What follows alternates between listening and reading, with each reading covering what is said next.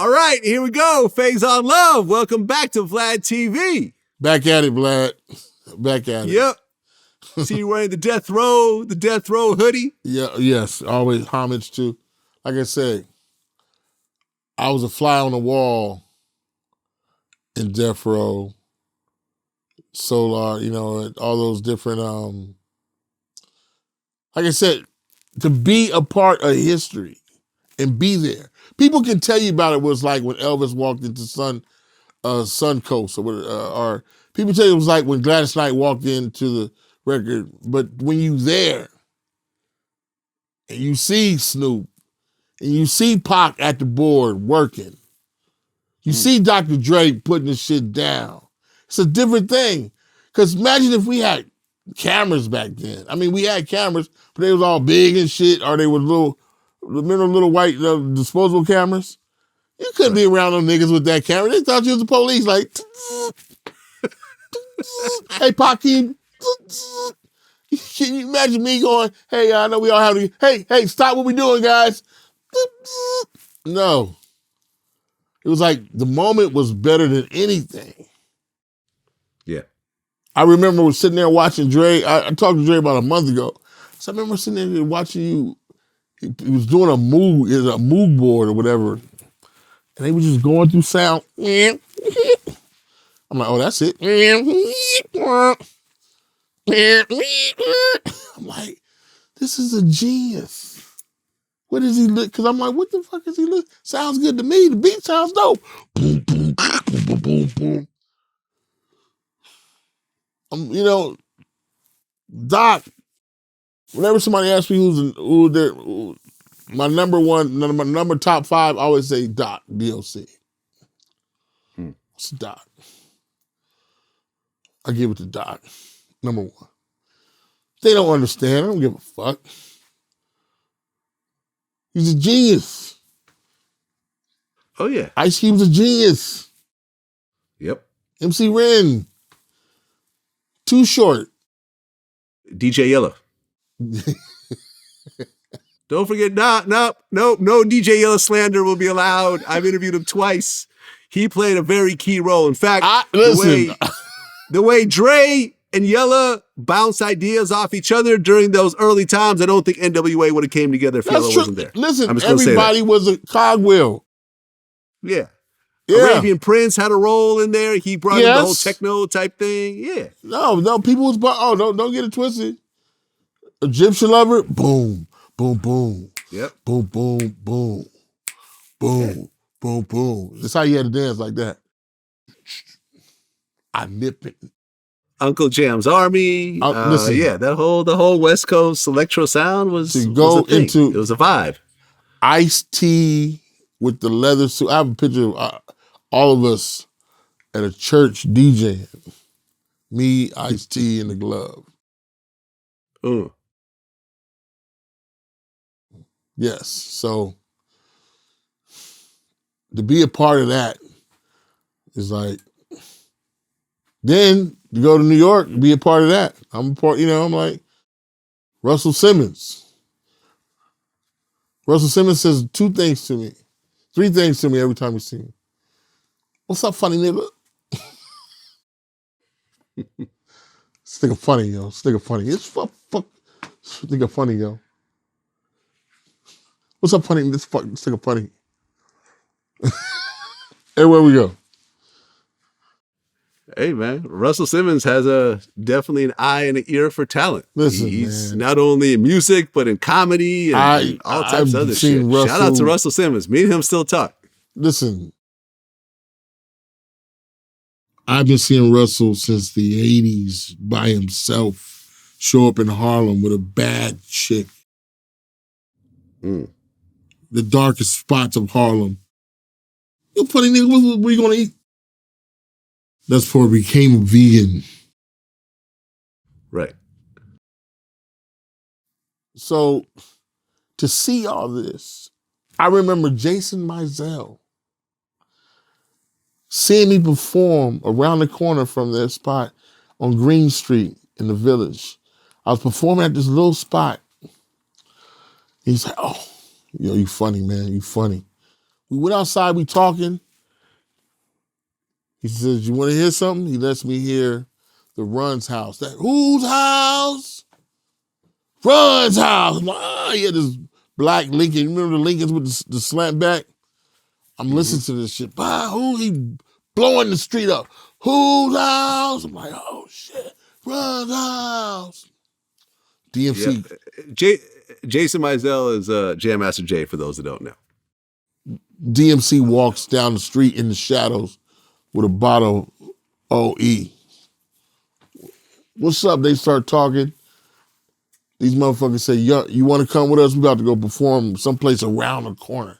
We go around the corner. Here we go. I'm like, oh, this is happening in front of my eyes. I walked in with them.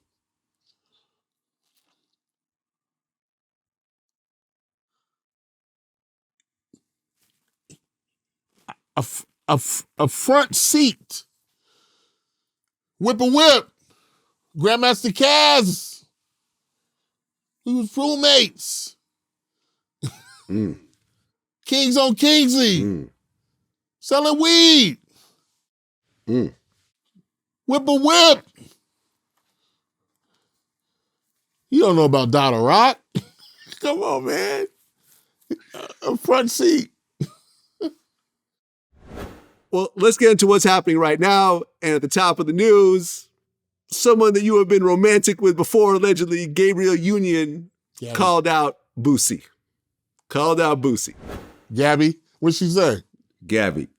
Well, she did an interview, and they talked about some of Boosie's comments about her, stepson. Oh. The transgender one. Yeah. And, Boosie had made some comments on Vlad TV and other platforms and so forth. And she said that she kind of replied that Boosie was gay. Gabby did? And she said he got a lot of dick on his mind.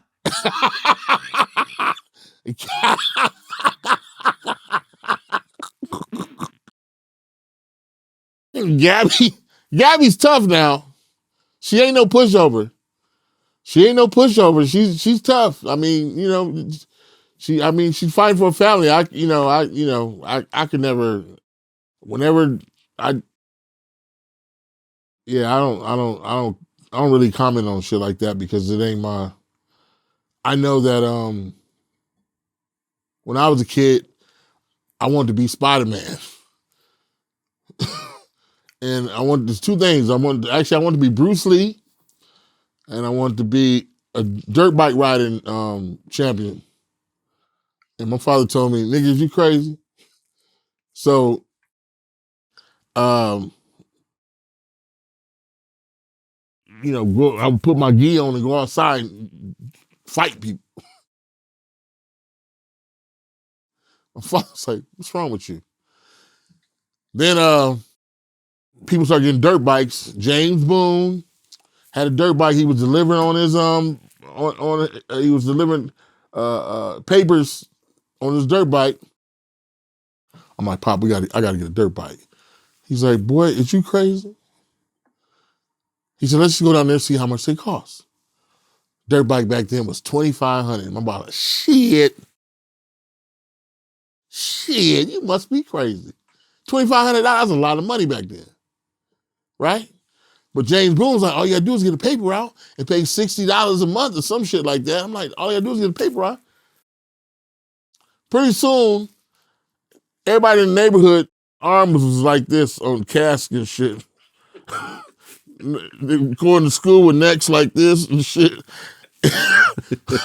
But the girls was like signing the cast, so it was cool. I'm like, Daddy, I really got to get a dirt bike. I want people to sign my cast. He's like, nigga, is you crazy? So thank God he didn't let me get a dirt bike until I was 17. I bought my own dirt bike because those decisions, kids want to do anything. That's all I can say. Is like, my father did that to me. It's like, is you out of your fucking mind? So, but. Well, Boosie actually responded to her. He said, LOL, the whole world know I love women. The world knows your husband loves dick. Hope you don't think blacks look at y'all like a power couple. They don't. I refuse to talk about y'all in interviews, and here you go. Go bang him with that dildo and wait on a script, you little white girl. Then he said, women, you better leave me alone. How dare you challenge a ghetto hero's manhood? You wrong, shaking my head. I don't have the time for this. I'm trying to have peace in my life and stay alive. Now, I don't know whether Dwayne Wade is gay or like dildos or nothing like that. This is just Boosie talking. I don't have no idea whether I've never actually heard this myself. Maybe Boosie has information that I don't have. I don't know. But clearly, Boosie was offended by the comments, so this was his response. Yeah, he's fighting fire with fire. So, which I don't know where this energy is it's like a dark cloud that's coming over Black America with this type of thing. I don't know. I always said that, and what do you call, how do you say it? I done been, artificial intelligence is the devil. What I mean, it's like, it's too much of it around, and it's too easy to say something about somebody. And there's all this negative fucking shit around. So I don't know. I don't know that situation. I don't know why. Obviously, he spoke on the, I don't know why Black Americans right now feel we need to go at each other. It's a very fucked up time. Herschel Walker might be the governor of Atlanta, Georgia. You understand that? Well, is he running for governor or is he running for I don't know Senate? I don't know where he's running, but he should run the fuck out the state or somewhere.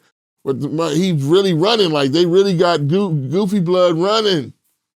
Yeah, he's running for the Senate. He's not running for governor. Senate, but, still, it's a very important position, right? So I don't know if it's a sleight of hands trick. I don't know what it is, but I'm like, Black America has to get their shit together, our shit together, because I don't want Bootsy, and I love Gabby, I never met Dwayne, but as Black Americans in the struggle, we can't be separating motherfuckers. I love Bootsy. We can't be separating motherfuckers like that at this time, because it's very crucial that we get shit together. It's very crucial. I don't know why is all this poking and talking shit, and I don't know.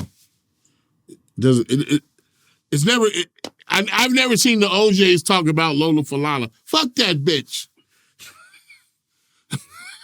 Well, yeah, it was in her face. That's true, but in the age of social media, you do see R&B guys beefing with each other. That is really a thing.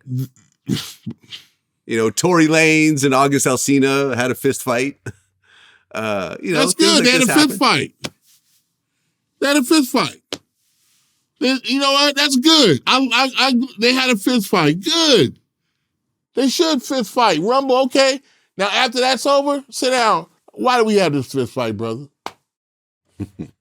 Why? You sing music. Does that make sense? Yeah. No, I feel you. By the way, age now, Black, when I'm sick of it. I'm sick of hearing goofy shit. I'm sick of hearing people dying for bullshit.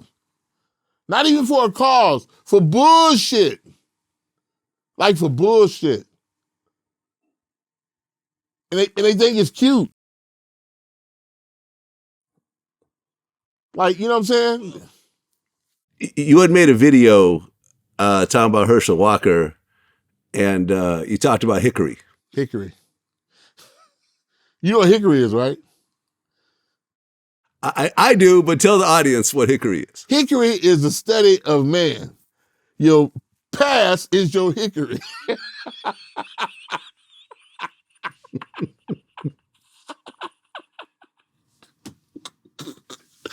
This fool was talking about werewolves. Hey, I've never seen Obama be funny. He had me on my stomach when he was talking about Herschel Walker and the vampires. And the werewolves. Yes. Right.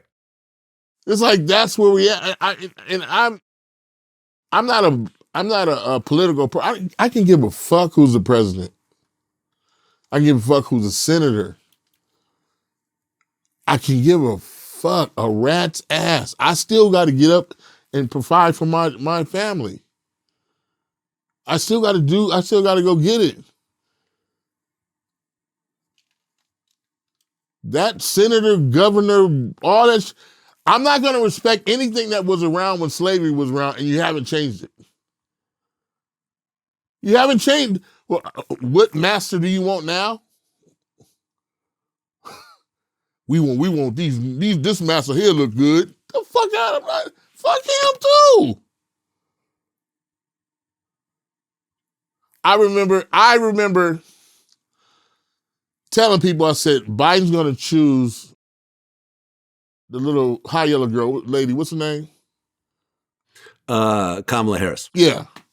Biden's gonna choose her because she was trying to run and her campaign wasn't good. I said, he's gonna choose her, and that's how he's gonna get in. I said, that's the game. You ain't seen her. Yeah, but you rarely see vice presidents in general. Usually vice presidents are always... You ever heard of Dick Cheney? You didn't really see... You didn't hear a whole lot of Biden. You ever heard of Dick Cheney? Yeah, after he shot somebody. Yeah, because he shot someone in the face. That's why. And going to fairs and shit. You ever heard of Halliburton? Come on, man. I've heard of Halliburton, yeah. That's Dick the Cheney. Company. Right. Dick Cheney was running America, but trust me. I get it. I get it. Like, you know. Well, look, hopefully Herschel Walker loses the erection that's going to happen by the time this video comes out. It's a very close erection. It's a hard erection. Extremely close. This is a hard erection. It's going to be a hard, close erection. It's a hard, close erection. That's coming up in Georgia right now. This erection is right in my face. Right. And, this is the same guy who's anti-abortion and had a whole bunch of abortions with a bunch of white girls on the side. That's his motto. What do you think? I'm a football player that goes around hitting white women and killing them? Come on, who does that?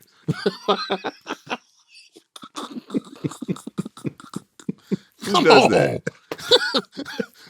What do you want me to do? Buy a Bronco? Hey, man, listen. If you're voting for Herschel Walker, it just means you're voting on your party line and you do not give a shit about how. I kind of wanted to just get in line and go who you're voting for at this point. I wanted to go in there and get a vampire suit and be like, I'll put on the werewolf suit. We'll fight it out. Like, vampires got you, Herschel.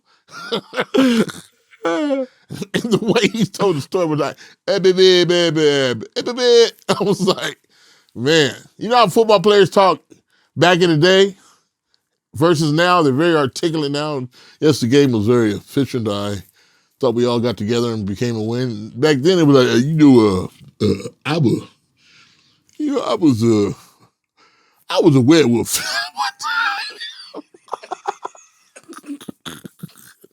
Oh my God. Speaking of Boosie, we did an interview recently and we were talking about various artists and we talked about the whole relevancy thing. And well, it first started with Nas. Well, let's talk about 21 Savage for a second. So recently he's been in the news about a comment that he said about Nas. And he said, I just don't feel like Nas is relevant. I feel like he's got a loyal fan base and he still makes good music. And then when someone asked, what do you mean by relevancy? He said, mostly connected or appropriate to what's being done to be considered. Later on, he came back and said, I would never disrespect Nas or any legend who paved the way for me. Y'all be trying to take stuff and run with it. when you heard that comment 21 Savage said about Nas, what'd you think? I mean, I'd be like the fan asking him, like, what do you mean, what is relevant to him? Because, you know, like he say he has a loyal fan base. He just won a Grammy. I mean, at that age. Last year, yeah. Last year, you know, his records are doing great. I mean, I think he might be saying relevancy as to social media. Probably because he's not a social media, but so he's definitely relevant to his fan base, and I don't know, it's what he said, I don't know his relevancy. You know what I mean? It sounds, right. But see, if he's still making music, he's still doing that, he's relevant. If he's not on social media and they're in everybody's eyes, that's what I meant. That's what I took from that. Okay, well, let's talk about Nas. His album is phenomenal. Let's talk about Nas. So you called King's Disease 3 a masterpiece. Yes, I did. Yeah, I did. I like the album. Quincy Michael was my favorite song on the album. Mm-hmm.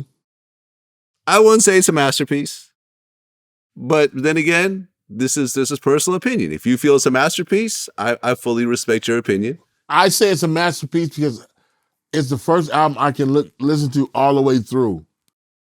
Okay.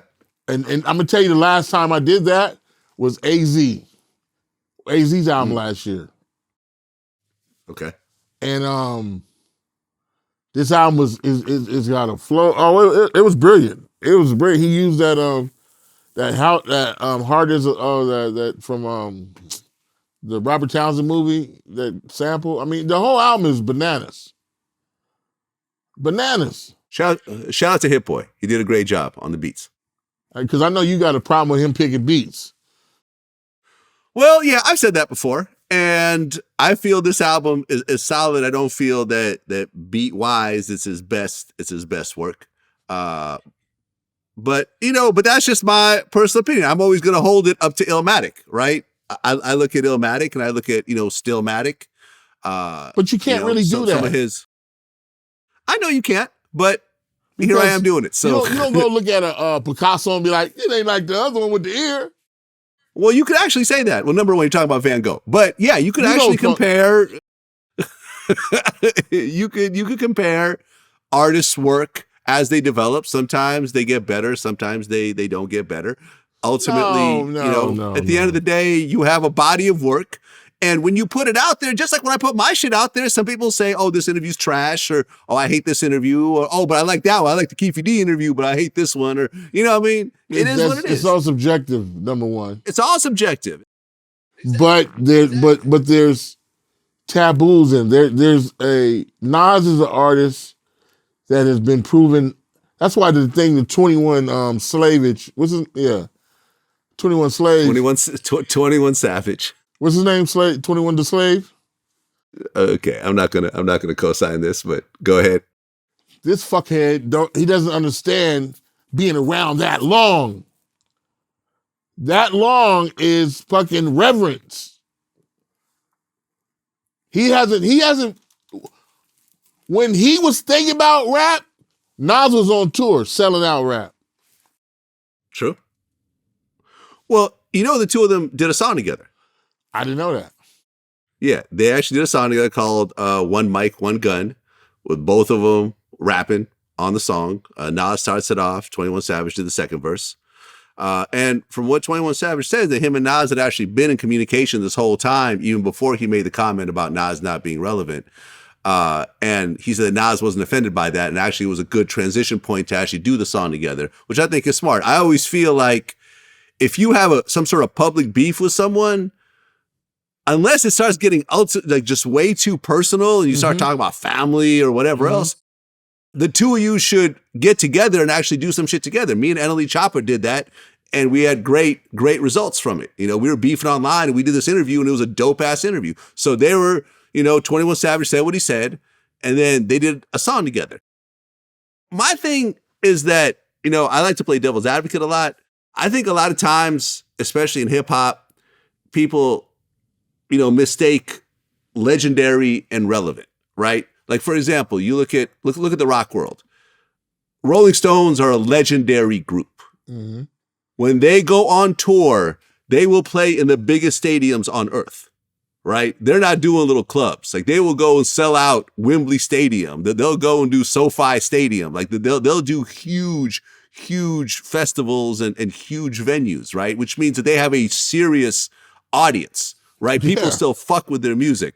But if they came out with a new album, I don't think that album would really like shift the culture and really make people like, this is the new style. This is how we going to do things. It's all over the charts and so forth. My point when I said like, Nas is definitely legendary. You can't take that away from him. But his new album, when you look at the charts, his songs aren't really on the charts like that. Like a 21 Savage and Drake album, or, for example, you look at a Taylor Swift. And for me, when I say relevance, I mean that you're competing at the highest level.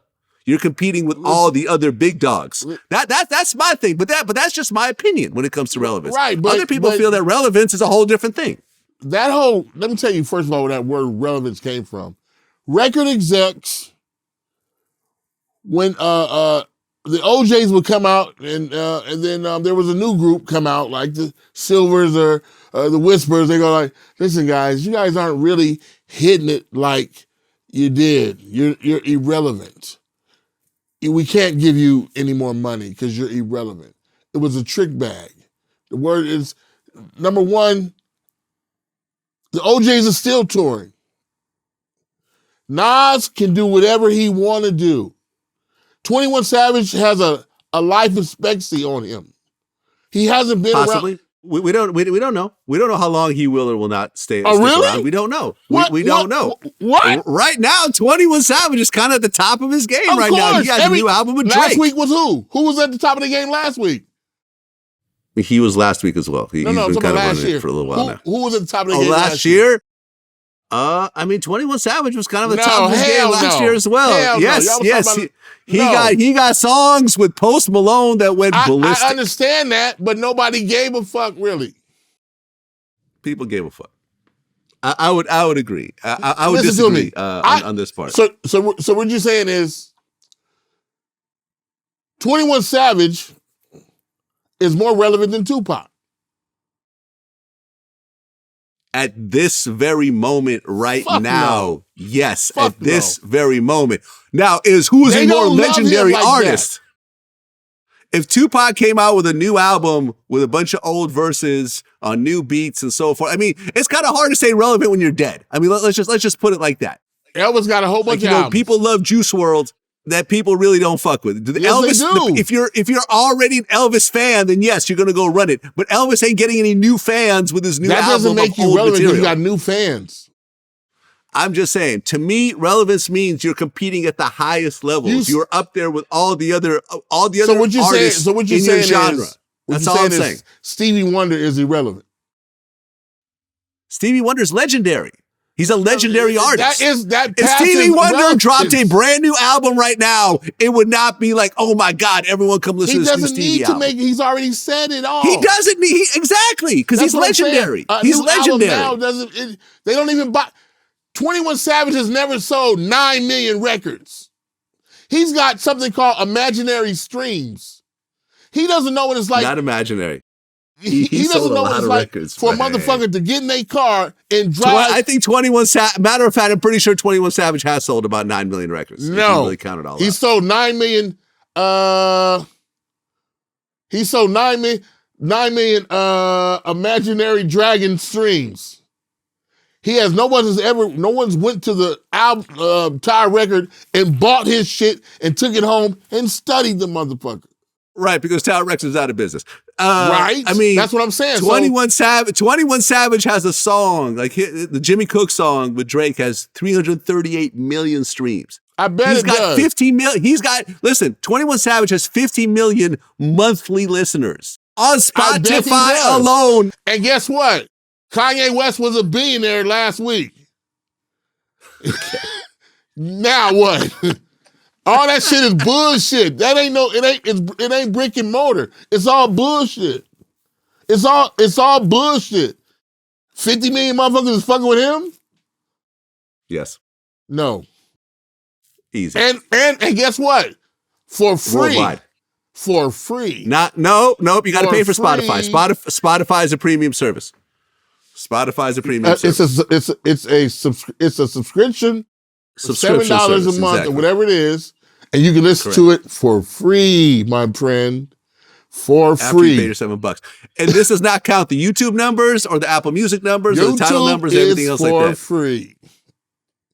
You do not free have to or go not free. That's the reality. That's the reality I of hear what music you're these saying, days. Vlad, but you don't have to go anywhere for YouTube. All you have to do is go, boom, hey, I'm a 21 Savage fan. You don't have to get in your car. You don't have to go down Sunset. You don't have to go down to La Brea and you don't have to go to VIP Records. You don't have to go to in New York City Times Square. All you have to do is go, hey, you don't even have to Amazon it. All you have to do is press play. And he has 90 billion. Yeah. But ain't nobody buying that motherfucking bullshit. We could agree to disagree.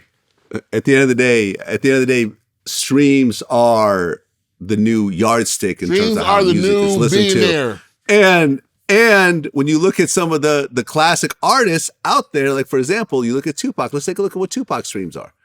Tupac has around 20 million monthly listeners a month. How many? You know, so it's in the same caliber. It's in the same caliber. But you know, Tupac Hit 'Em Up has. Let me say, Ambitions of a Rider has 560 million streams.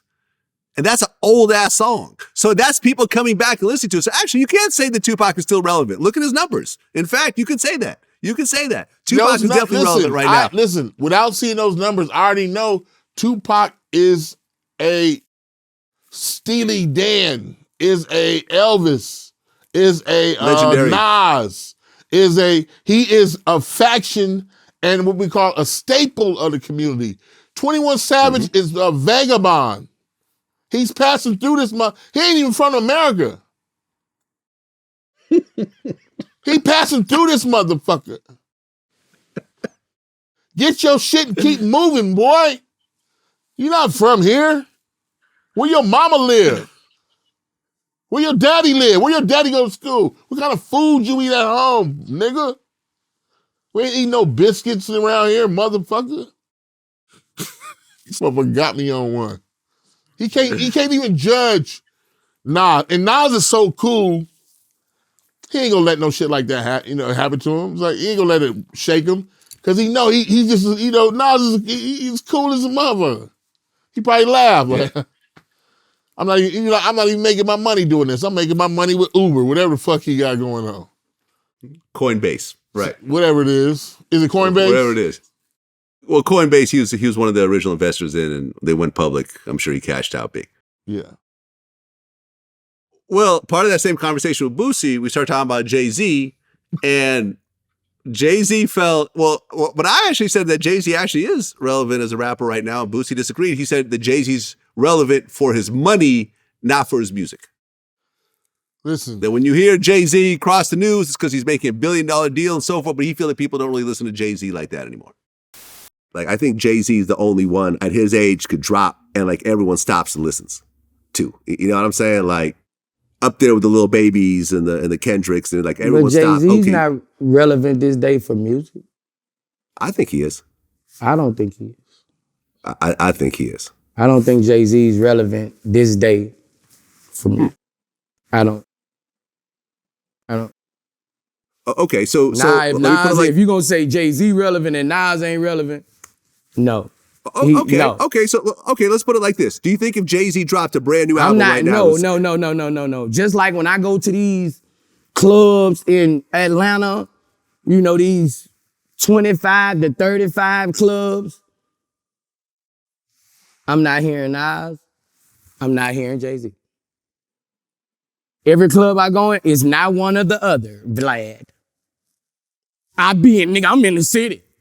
I'm outside. I be everywhere. It's not one of the other, Vlad.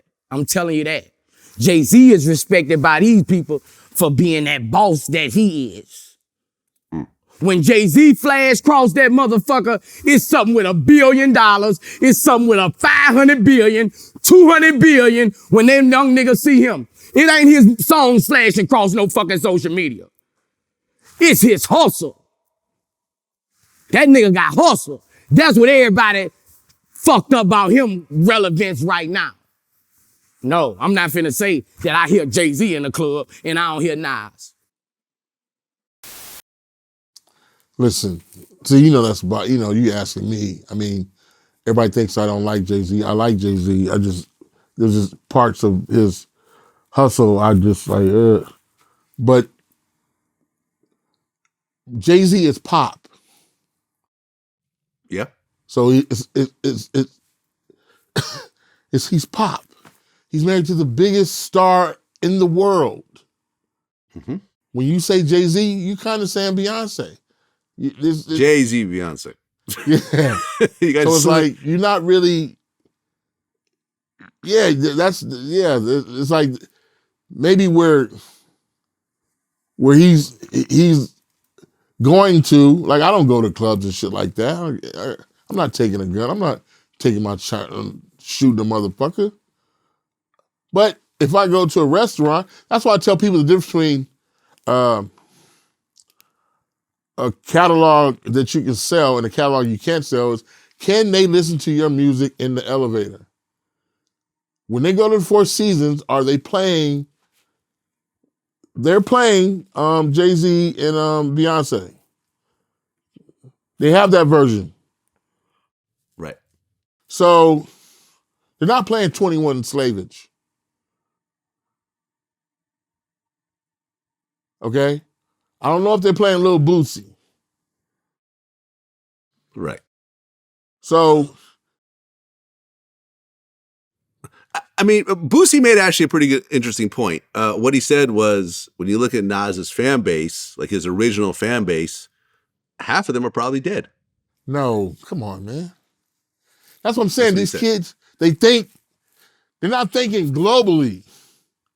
Nas can go to Europe right now and sell that motherfucker out. Right. He can go to Australia. He can go to Africa. Right, because he's legendary. Right. And that passes irrelevancy.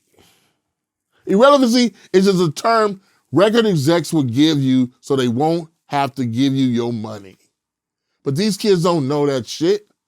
They just hear somebody saying, oh, you're irrelevant. You don't even know what the fuck it means. Where it came from. You're not selling no records, motherfucker. Y'all selling dreams. You're selling dreams.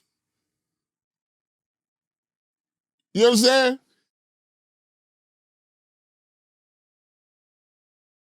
Well, Kyrie Irving. Nike just announced that they're dropping him. Fuck he no Nike. longer has I'm not wearing Nike anymore. Let me take these off. Fuck Nike. Go take them off. Yeah. Right. He actually had a deal for a signature sneaker, which was making, I guess, at least $11 million a year after the whole, movie thing that he had posted up. And what followed that, Nike originally suspended him, and they just announced today that they're actually dropping him. He is now a free agent when it comes to sneakers. He doesn't have a sneaker associated with him. But he is playing again. He did the whole apology thing and so forth. Me personally, I didn't like the whole, like, those list of demands that they had for him. I thought that was stupid. Yeah. That was dumb. And I felt like, okay, look, he said what he said, and then he followed up. Either keep him or don't keep him. Don't make him jump through hoops or treat him like a child and so forth, which I think ultimately had a backlash. But now he's playing again. How did you feel about that whole thing, the movie and so forth? I didn't see the movie. I don't know what the movie, but I kept looking like, okay, what did he do? What did he do? What did he do? And basically what I saw he did was, he said, hey, I saw this movie. Check this movie out. Right. So I saw Batman the other day. I thought it was good. Mm-hmm. Am I going to get, Batman is fictional. But some people can have a problem with a white man being Batman. Because a black man should be Batman. It's ridiculous. Why is that? Because a bat is black. Okay. That's what I'm saying. It's like, you can get mad with anything. These people, they're mad with everything. You can't do this. You can't say that. You're like, what the fuck? He can't say, hey, did you see the movie? I did not see the movie, but I spoke to a number of people that did see the movie. And the thing about the movies, I think it had sort of multiple messages. I think that what Kyrie focused on was the movie pushed the idea that Black people in America are the real Jews and came from like the tribes of Judah and so forth. So Kyrie, is identifying as the Israelite. As an Israelite, as a Jewish person, however you want to frame it and so forth. Me personally, as a Jewish person, that's fine. If you feel that this is your true lineage, this is your true heritage and so forth, I think that's fine, man. At the end of the day, however you want to embrace your religion and your relationship with God, I'm cool with it. I think what people did have a problem with was in that same movie, it was a documentary, quote unquote, however you want to phrase that. It wasn't like a fictional movie. It was supposed to be, framed as a documentary. There was parts in it that that said the Jews worship the devil. There was parts of it that basically said the Holocaust didn't really happen and, or the numbers were inflated and so forth. Now, wait a minute. See, there's a guy that released a movie.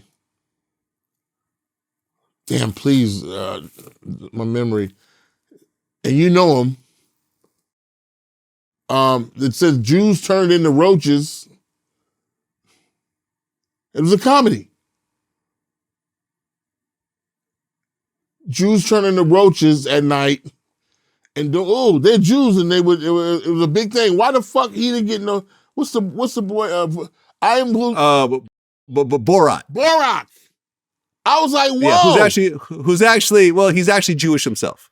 Oh. I think there's a certain thing of you can make fun of your own people. Okay, that makes sense. I didn't know he was. I didn't know. I thought he was really Jewish from Kazakhstan. No. Listen, he really did. Remember in that same movie, he had a song called "Throw the Jew Down the Well," so my people could be free. It was all disrespectful shit. It was all disrespectful, and a bunch of white people who were like singing along and whooping and hollering and so forth. Right. No, but I think the whole thing is that he was Jewish himself. Just like I don't think anyone really. Is upset at, Black people talking shit about Black people or white people talking, whatever, Asian people talking shit about Asian people, making Asian jokes. I think that Kyrie being an Israelite saying this is where you think he's from. Yeah, I could see that. I could see that angle of it, but I think that, for example, if a white person posted a link to a movie that said that Black people really worship the devil and not that many people died in slavery or the transatlantic trade slave, that it was all inflated, I think that there would be a similar type of backlash. And you've seen, a lot of people feel that he's being treated unfairly. You've seen what happened when, for example, someone in your business, Roseanne Barr, remember she made those tweets and, called that woman a mix between the Muslim Brotherhood and Planet of the Apes. She lost her show like that. Same day, no apology, no explanation. But that was mean. That was mean. She was directly he said, hey, I saw this movie, blah, blah, blah, blah, blah. He didn't even say if he liked the movie. Right. That's why I was like, well, he could be saying it could have went either way, but I'm like, why went that way? It's like, so it's like saying that Black America doesn't have a voice. And it's like, we're already, the problem, the real problem is Black America is the pink elephant in the room. The pink elephant, how's that? Because nothing has ever been done about anything Black Americans went through. America has never apologized and said, look, first of all, before we talk about some reparations, we're sorry. If you're going to admit to all this shit, you brought motherfuckers from Africa and told them to go over here and work your shit for free. Yeah. No one has ever said, you know what, we're sorry. Matter of fact. Yeah, I think that's a travesty. It's not a travesty. It's a pink elephant in the room. So you got a lot of Black, we can't even trust the history from America. I don't believe none of this shit. Because you can't trust the history. You can't trust the history. So he has to go looking. Because your school told me that Columbus discovered America. That's like me going to discover Walmart right now. If I walk into Walmart and go, like, listen, I've discovered a place fully with everything. Get the fuck out of here. It's a lie. Right. So Black America has been led astray and not dealt with. So you have a lot of children waking up going, who the fuck are we? What the fuck? Wait, the dumbest thing was calling them African Americans.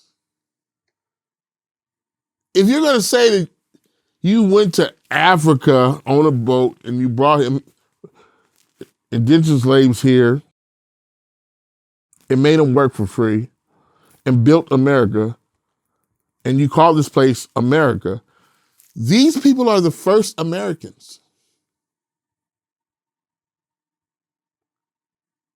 You're looking at the first Americans.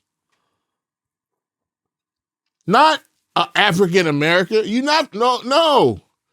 You built this place, you're here. Yeah, I mean, there's a term that I've seen called foundational Black Americans, right? I what say you're talking first about? Americans. Foundational and all that shit. No, I think all Black people from Mississippi.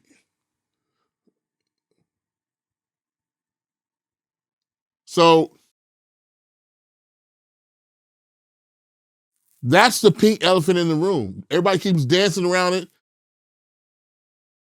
No one wants to say, okay, listen, this is, first of all, America needs to fix that first or separate. You understand what I'm saying? I think Black America keeps looking toward the Congress. What the fuck is wrong with you? They've never helped you.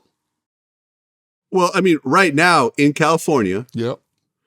where I live, there's a committee that is now that Governor Newsom actually pushed for over a reparations program that. Well, we posted this, and one of the people that was actually in the committee responded and kind of corrected what we said. And what she said was she's part of this committee, and based on economists that they have hired to basically look into reparations and the housing wealth gap and so forth, the economists have recommended $223,000 per person in California who is a descendant of slavery. Fuck that 203,000. You know what it is? Fuck that. That's another trick bag. You know why? Because that money's gonna go right back to Cadillac, right back to motherfucking Benz. Fuck that. You know what it should be? Black people should be tax exempt. Because when you were a slave, you were tax write-off. The taxes were created to fund the Civil War. And number two, taxes have always been around. No, I mean they were created specifically for the Civil War. Maybe there might be new taxes, but taxes have always been around. The British tax was something different. The American tax came when they needed to fund the Civil War. I mean, you needed tax period to fund a government before Vlad, the Civil War. Look it up. It was who paid for the salaries of all the civil workers around the country? Oh, that was us. That was us, Vlad. We were the civil workers. Okay, what about in the North? Who was paying where slavery wasn't allowed?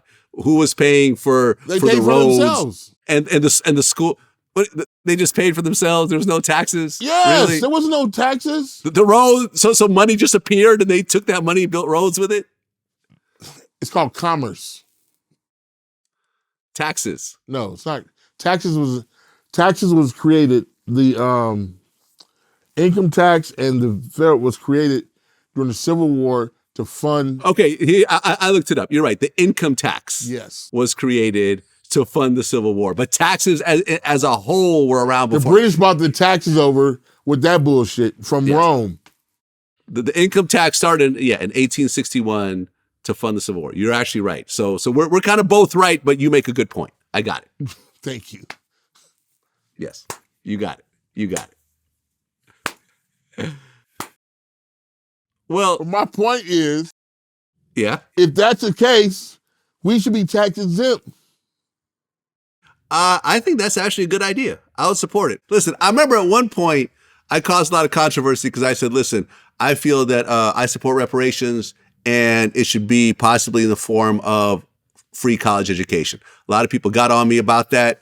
And my thinking was like, well, considering how many black people in this country, there's no way for America to have paid for this. But then COVID came and I saw the type of checks that got handed out during COVID. So I publicly went out. I mean, when I interviewed with D.L. Hughley and other interviews, I said, you know something, I was wrong in saying that.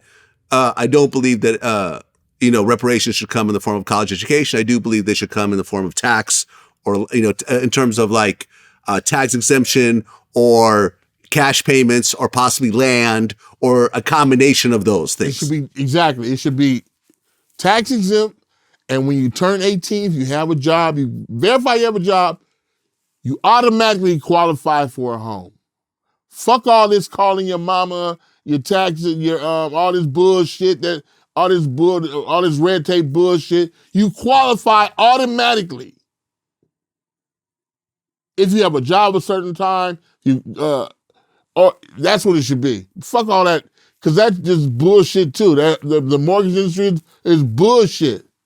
Like this fuck out here. I encourage nobody to get a fucking mortgage. Save your motherfucking money, buy the house cash, or build that shit. Fuck a mortgage. I agree. I agree. As someone who is a homeowner right now, who didn't have to get a mortgage, who found alternate ways of actually buying the house, you really realize how bad a fucking mortgage is. Fucking bullshit. We save so much money by not getting a mortgage. Fuck it's just literally you pay double or triple over the course of, depending on what your interest rate is. You could easily pay 2 or 3 times the cost of the house over the course of that mortgage. I have an Uncle Jake. He has a house on 103rd and Hoover. I said, Uncle Jake, how much you pay for this house? He said, $18,000. I said, when did you pay it off? He says, shit, I'm still paying off. In 1963. Right. 1963. Right. And the bank companies are cold, man. Like, I remember I sold a condo in Jersey. I think it was a 20-year mortgage. I paid for 10 years for it. All I paid was interest. Yeah. When it was time to sell it and pay it off, I pretty much owed the same amount. Yeah. They get just interest for it. Like it's a cold hustle. And if you miss a few payments, they'll take your shit. Like it's the coldest hustle. If you miss a few payments, I thought we said we had 30 years to pay this motherfucker off. What you calling me now for? Right. Fuck you calling me now? It's a 30-year mortgage, right? Okay, we in month 2. Yep. So that's what I'm saying. It's like those things can help. But nobody talks about that. We talking about some goddamn COVIDs and other bullshit. I'm like, man, that's why I don't vote. Fuck that. Well, recently Ice Cube went on Mike Tyson's podcast and he talked about Friday, which you were in, the first one that is. And they talked about, last Friday, like the last installment of Friday and why it never happened. And Cube said, I don't know. Warner Brothers is weird right now. I don't know what they're doing. They don't know what they're doing. We'd love to have it back. They said, I think it's going to be close to a time when we do get it back. So we'll either wait for that time or we keep trying to convince them that they need to let us control the movie. It's my movie, but they have distribution control. And when Tyson asked, well, did you get the offer to maybe buy the movie back? Cube said, I ain't putting shit up for it. Fuck no. They need to give it to me and they go make money. I'm not about to pay for my own stuff. That's stupid. They need to do the right thing, get it to us, let us turn it into more money, make the fans happy. We can do a lot with it. He also said that there was already 2 screenplays that he had actually submitted. He said the first one, it was rejected because they felt the script had, based on the timing, wasn't right. And there was another script that he said pretty much went nowhere. He said it was in development hell. They just kept giving you note after note, never giving the green light. Did you hear any of this stuff? Kinda. I mean, Listen, there's a way around that shit, but I don't know what. I don't. You know. I don't. I don't. I. Yeah. I. You know. I don't know. I. I told them to make a prequel. That'd be better, actually. I mean, and find some new young guys to play our parts, and you can do a ton of, because the fact is that there's no money in the theaters no more. I mean, unless you're going to, you know, unless you're going to make Friday does $250 million movie Friday where we're big worm is flying and it's like Friday was a very small budget film that just blew the fuck up. It's a people's movie. Yeah. So I would suggest I had gave him two suggestions. I said, why don't you I told DJ Pooh actually. I said, why don't you guys make a prequel where we're in high school and you see the growth, you see Smokey as a high schooler, you see all these people, because most of a lot of cast members have died. So this way you can see Pops younger, you see Craig younger, you can see you know, in high school. Right, because in terms of people who are no longer alive from the original Friday movie, Bernie Mac, Tommy Lister Jr., John Witherspoon, A.J. Johnson, Yes. and Reynaldo Rey. Yes. That's 1, 2, 3. That's five important characters that are no longer alive. Who else? Damn, why am I so much? Craig, Eric B's, damn it. Why am I drawing blank? She played, what you gonna say, Janet Jackson? She didn't look like Janet Jackson. She looked like, her name's like, the heavyset girl? Yes. Very funny comedian. She passed away. Yeah, very funny. I think she was one of the first, actually, to pass away. Aha. Okay, I didn't know about her. Yeah, she was more of a minor character. But yeah. So that's 6 people that are no longer alive. Right. So, but you can see all these, because high school is where we get our shit from anyway. You know, DJ Pooh. And then the other one I said is, once you end it, Friday meets Jason the 13th, and we all go to the woods. Have Jason just kill everybody. And be a Seinfeld expert. I think that, you know, I think people like that. See people in the woods high going, is that Jason? I think that's Jason. What's that music? You hear that music? Wouldn't it be funny if you heard the music? Nigga, do you hear that music?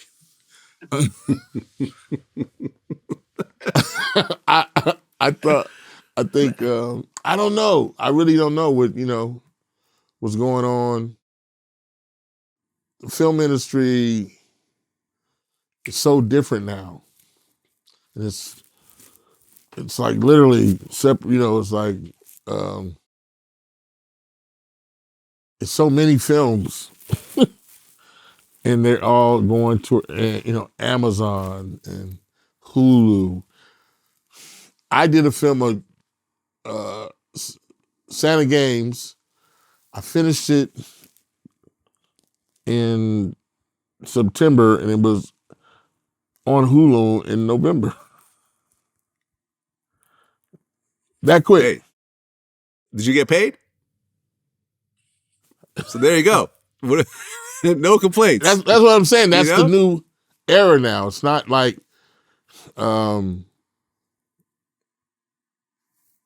it goes to the theater and the Wakanda movie was really big.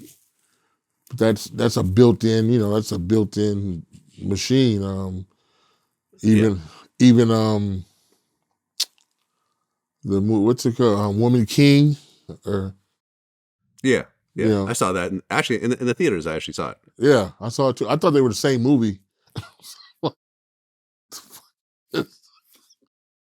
You thought you were going to go see Black Panther, and you end up seeing the Woman King instead? I was in Woman King. I'm thinking I'm looking at Black Panther like, wait a minute, hold the fuck up. I had to go out, yeah. Well, let me ask you a question, to just kind of touch on the Kyrie thing one more time before we get off it. When LeBron was recently asked at a press conference, a post-game press conference about Kyrie, he said, "Why are you asking about Kyrie Irving but not Jerry Jones?" Because remember, there was that photo that surfaced of Jerry Jones with a group of white students that was trying to block a group of black students from actually racially integrating a school that they were both going to. And Jerry Jones even admitted that's him in the photo. He didn't say that's not me. Yeah, Jerry Jones, listen, when Kaepernick took the knee, Jerry Jones said, if any one of you niggas take a goddamn knee, you can run out of this goddamn stadium. Jerry Jones does not hide who he is. So I don't know why people can be surprised. Jerry Jones is I'm a goddamn Texan, but I'll tell you one thing about a goddamn nigger. That's, if you winning for him, you winning.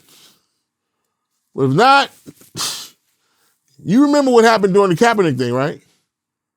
I remember. Not one of those players took a knee. Not one. Now just think about that. That's a more stronger statement than the picture. I'm like, of course, that's the one you found. Yeah, I'm actually looking at the details of it. Jerry Jones was 14 years old at the time. Oh, and there were six black students that were trying to enter North Little Rock High School in Arkansas. And he was there basically blocking them. He said he expressed regret, not doing more to help the black students feel more accepted at Little Rock. Maybe he was said that he said he wasn't involved. It was more of a curiosity thing. That's what he said. And what's funny is that's what it looks like. What are you guys up here doing? We won't let these niggers in here going like, oh, what? Oh, shit. That boy right looks like he can catch. Get that boy's number right there. I might want to start a football team. It kind of looks like that. It does, that picture, to be honest with you, it kind of looks like he's going, what the fuck's going on here? It could go both ways, but you never see him going, fuck this. They can go to this goddamn school. That's what we want to see. Yeah. Fuck this. They going to school. If they can't go, I ain't going. That's what you want to see. Right. Have him punch one of the white students. Yeah. Like, no. That's what you want to see. But it's like, right. but you got to say, in America, there's those people that stood by, and there's those people that fought too. Charlton Heston, am I saying his name wrong? Charleston Heston, yeah. There's the one time where they wouldn't give blacks Screen Actors card. Mm-hmm. He marched for that. Yeah, he marched with Martin Luther King in 1963. Yeah, and he marched so black actors can have Screen Actors Guild card. Yeah. They don't talk about it. You know what I'm saying? They don't talk about that.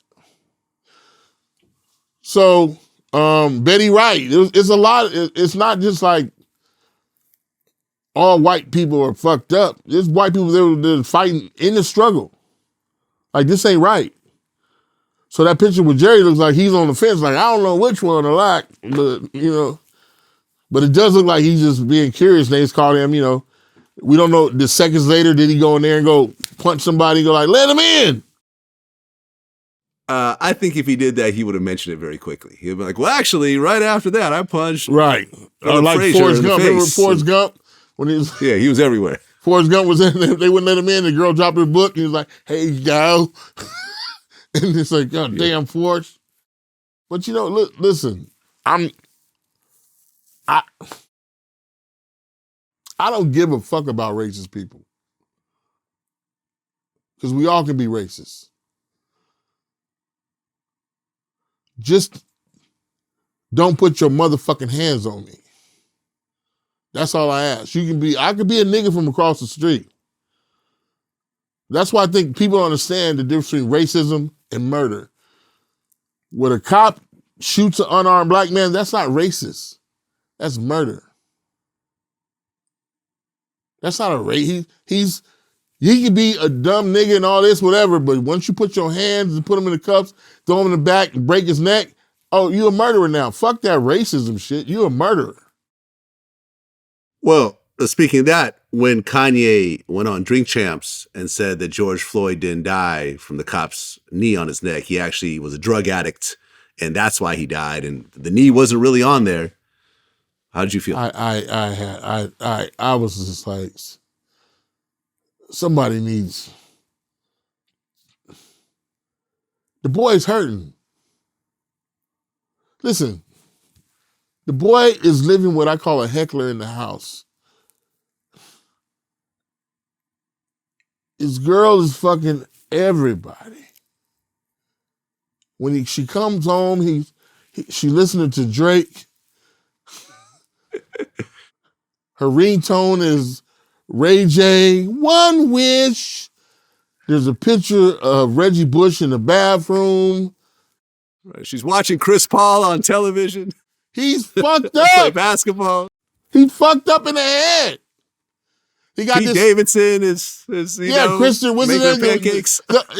She picks the ugliest white boy in the world. He looks like he looks like he's hungry or something. I don't know what he looks deprived of water. I'm like, what? She's like, I'm gonna give this ugly white boy some pussy, and you're going, what the fuck I gotta do? I got this. So he's surrounded by hecklers. So I think it's fucking up his head. Hurt people hurt people. Mm-hmm. So it's like, I'm not, that's what I think. It's, if your home ain't right,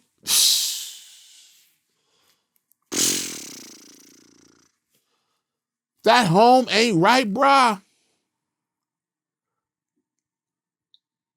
You come home, your wife come on, did you hear Drake's album? Drake's album? I just got off tour. Where's the kids? They're in there. They're in there with Reggie Bush. What?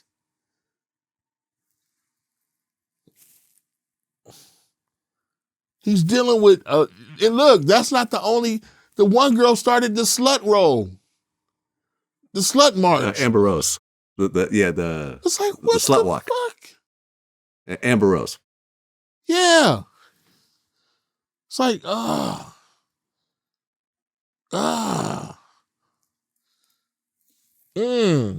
slut march? I still don't get it. I still don't understand that one. This is, you see what I'm saying? This is hecklers. So when he says stuff like that, I think he's hurt.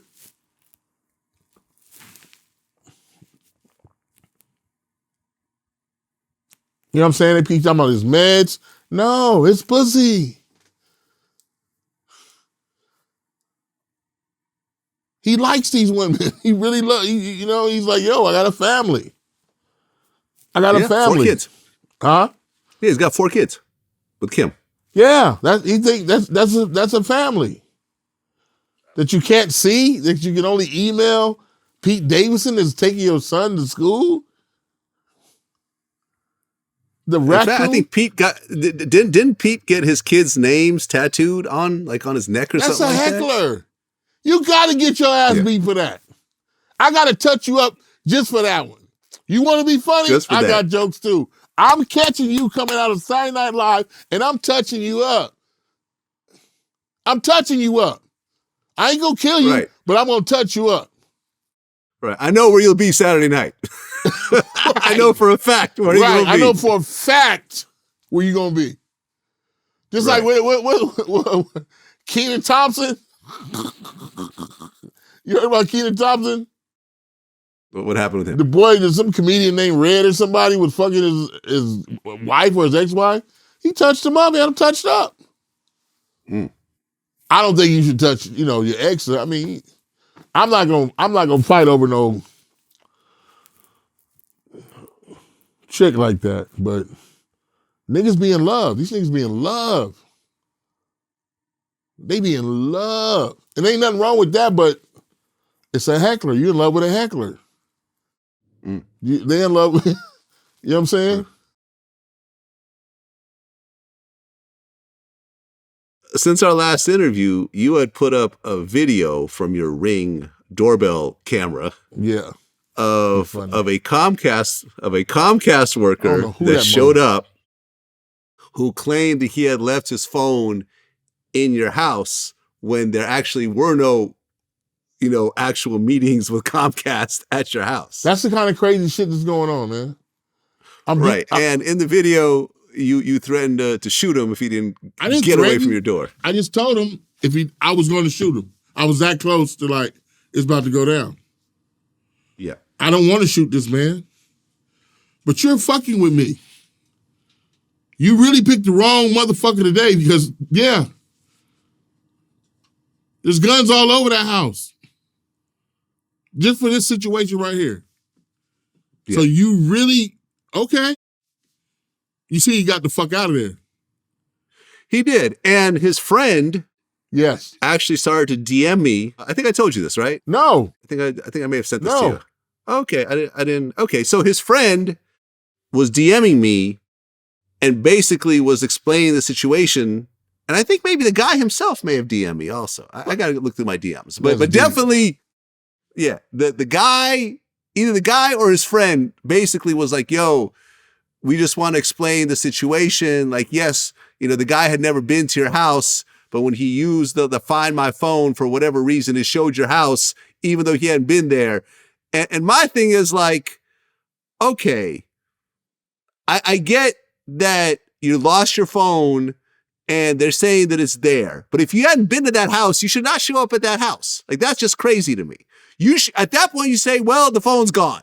Yeah. Okay. If it ended up in this house, oh, well, I'm a dumbass for leaving my phone somewhere. Let me just go buy a new phone. Let me just go not knock on a random fucking door, not knowing who's on the other end, saying, hey, can I potentially come into your house to look for my phone, even though I've never been to your house before? That sounds reckless to me.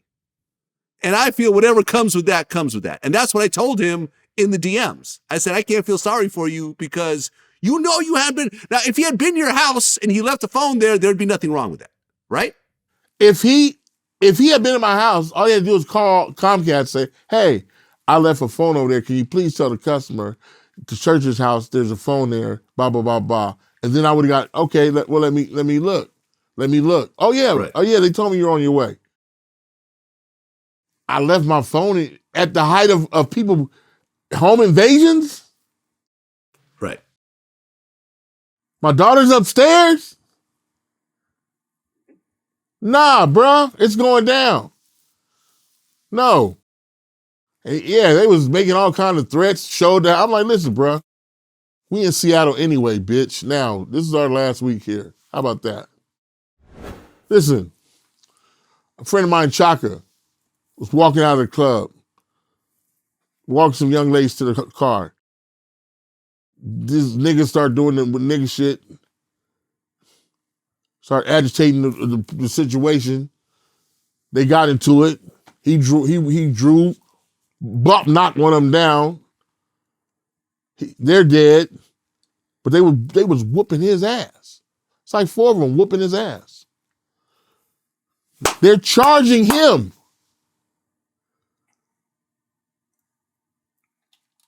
I'm not going, Vlad. Yeah, shout out to Shaka Zulu. I've met him before. Not, I don't know him that well, but based on all of our 30 years. Okay, well, I'm going to say based on my interactions with him, this is not a wild, reckless dude. This is a businessman. He's the nicest dude you ever want to meet. I would agree with you. Okay. Based on my interactions, I would completely agree with you. This is Tupac's first cousin. Correct. His brother Jeff, same, but Jeff would have probably dumped faster. But I was like, what the fuck? This is backwards. You give everybody a gun and say defend yourself. Then when a guy legitimately defends himself, you want to charge him? The fuck out of here. Time to go to Seattle. Time to go to Seattle. Fuck that. Doesn't make sense. Yeah, and honestly, I just looked it up. There's really been no updates. Back in September, he was charged with murder, but he got shot himself, right? In the process, right. And it sounds like it's still an open case. Is he home? Did he get bail? And Yeah, was able to bail out? Yeah. He's but he's still got a. He's healing. He can barely walk.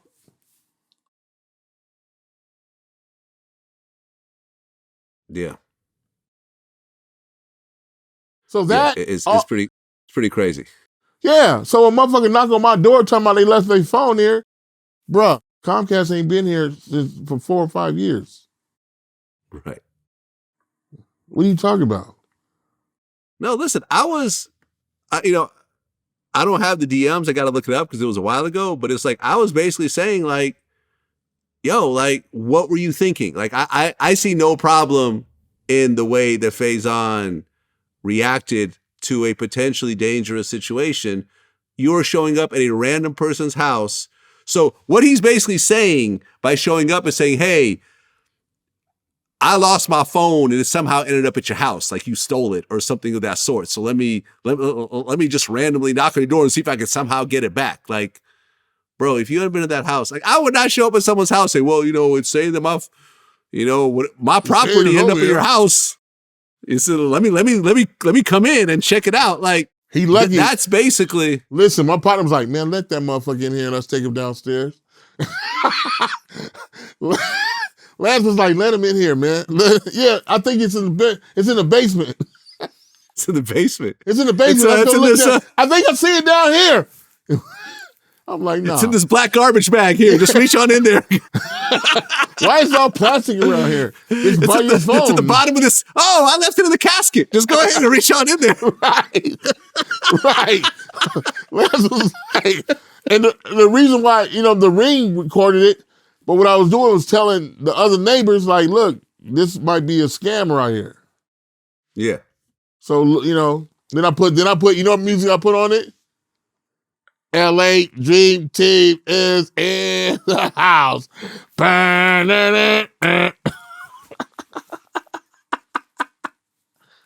Our first argument. Here we go. I actually got the DMs. Wow. Here we go. I'm looking through them right now. He said, my phone came up. I didn't know it was his address. And I said, you show up at a house you've never been at with a Comcast uniform and claim you left your phone there and possibly want access into the home to look for it, and you're surprised when something bad happens? Right. Right. And he said, his response was, hey, Vlad, big fan. However, I was at work and I lost my work phone and didn't want to get in trouble with the company. I decided to come in the daytime because I figured at night it would be an issue. Unfortunately, this isn't the first time I've been threatened by customers. I understand people are crazy. However, in this situation, I was just looking for my phone. It pinged at this address, so I rang the doorbell, introduced myself so there wouldn't be any problems or issues. You seen what he did, so that's what I was just looking for, my work phone. I didn't say I wanted to enter. I stated that the location, I never knew it was Faizon Love home, but he posted me when I gave my name and my workplace while being in uniform.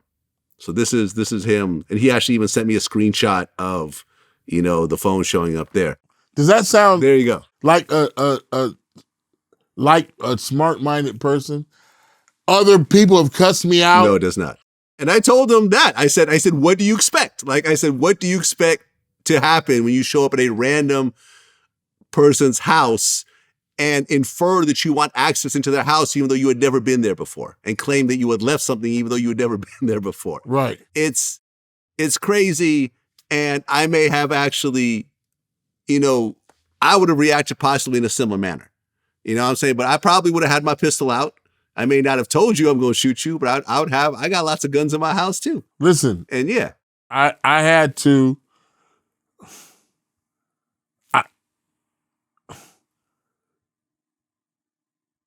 Once you've been through the court system, you want to go every way around it. So, daughter's upstairs, police come, they're going to take me away. What happened, sir? Well, then my daughter's, what the fuck? This motherfucker knocked on my door. I got to go through all that bullshit. So I'm going to give you a warning. Yeah. My partner he wrote a sign that says, listen, due to the cost of bullets, I can't afford to give you a warning shot. This was going directly in your ass. So it's like, what do you do? Mm-hmm. I'm sick of it. I'm not going to go. Do you live in Seattle now? Because I remember you made a video saying that you moved to Seattle. Seattle's amazing. You're not going to be able to find me in Seattle. Okay. Well, the reason I mention it is not to try to put your location on blast. No, trust me. Yeah, Seattle's a huge city. I'm not telling you what street you live on, or neighborhood, whatever. I'm just saying the huge, one of the biggest cities in America you now live in. And part of the reason why you moved there, I guess, is because you're a huge Bruce Lee fan, and Bruce Lee is buried right Seattle, there, yeah, right? In Lakeview, yes. Did you know that they recently announced they think they know how he died? No. I mean, they've been, was it something to do with the mafia? No. Well, number one, you know that Bruce Lee had this whole thing about being water, be water, my friend. Be like water. A water goes into a cup and assumes the shape and be formless. Yes. Well, according to scientists and based on research that they've done, and this was actually published in a real medical journal, they think that Bruce Lee died from drinking too much water.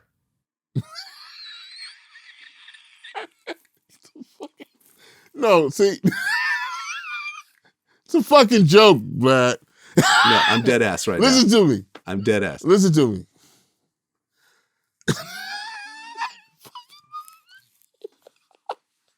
Listen to me. Be water doesn't have anything to do with the consumption of water. Be water means transparent and flow. I understand that. I know that. Right. But what I'm saying is that based on, this was actually published in the Clinical Kidney Journal, an actual real medical publication.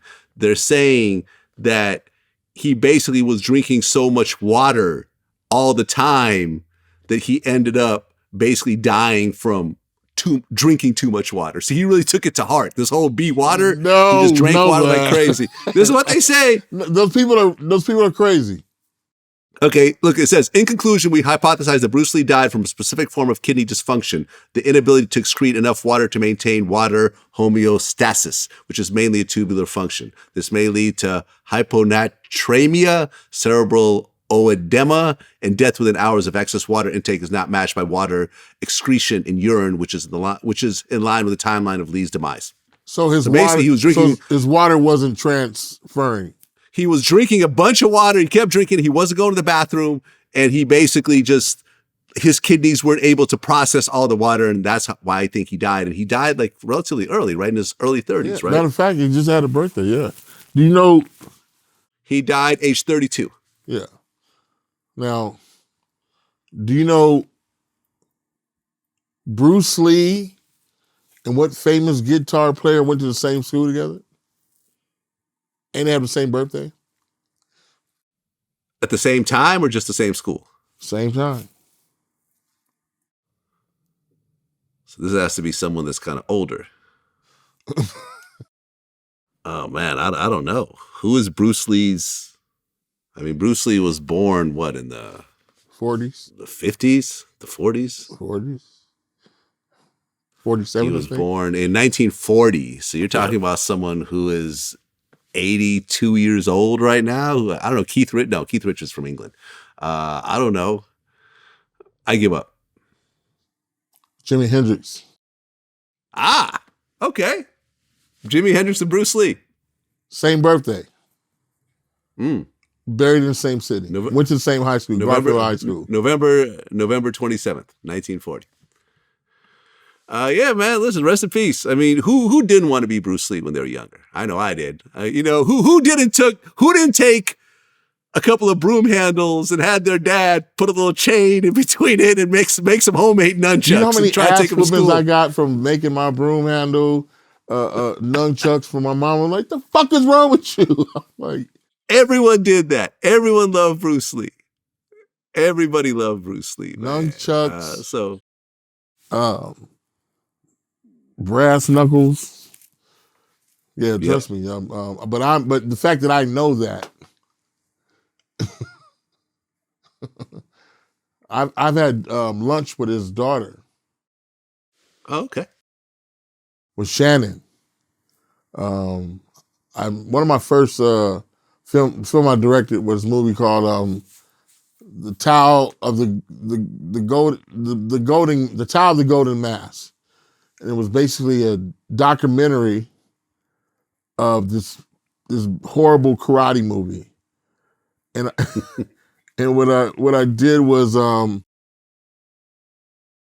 created this cast that worked on the actual movie. And the rumor to be that Bruce Lee was supposed to be in the movie, but he said the movie sucked. So there were some images we needed. So I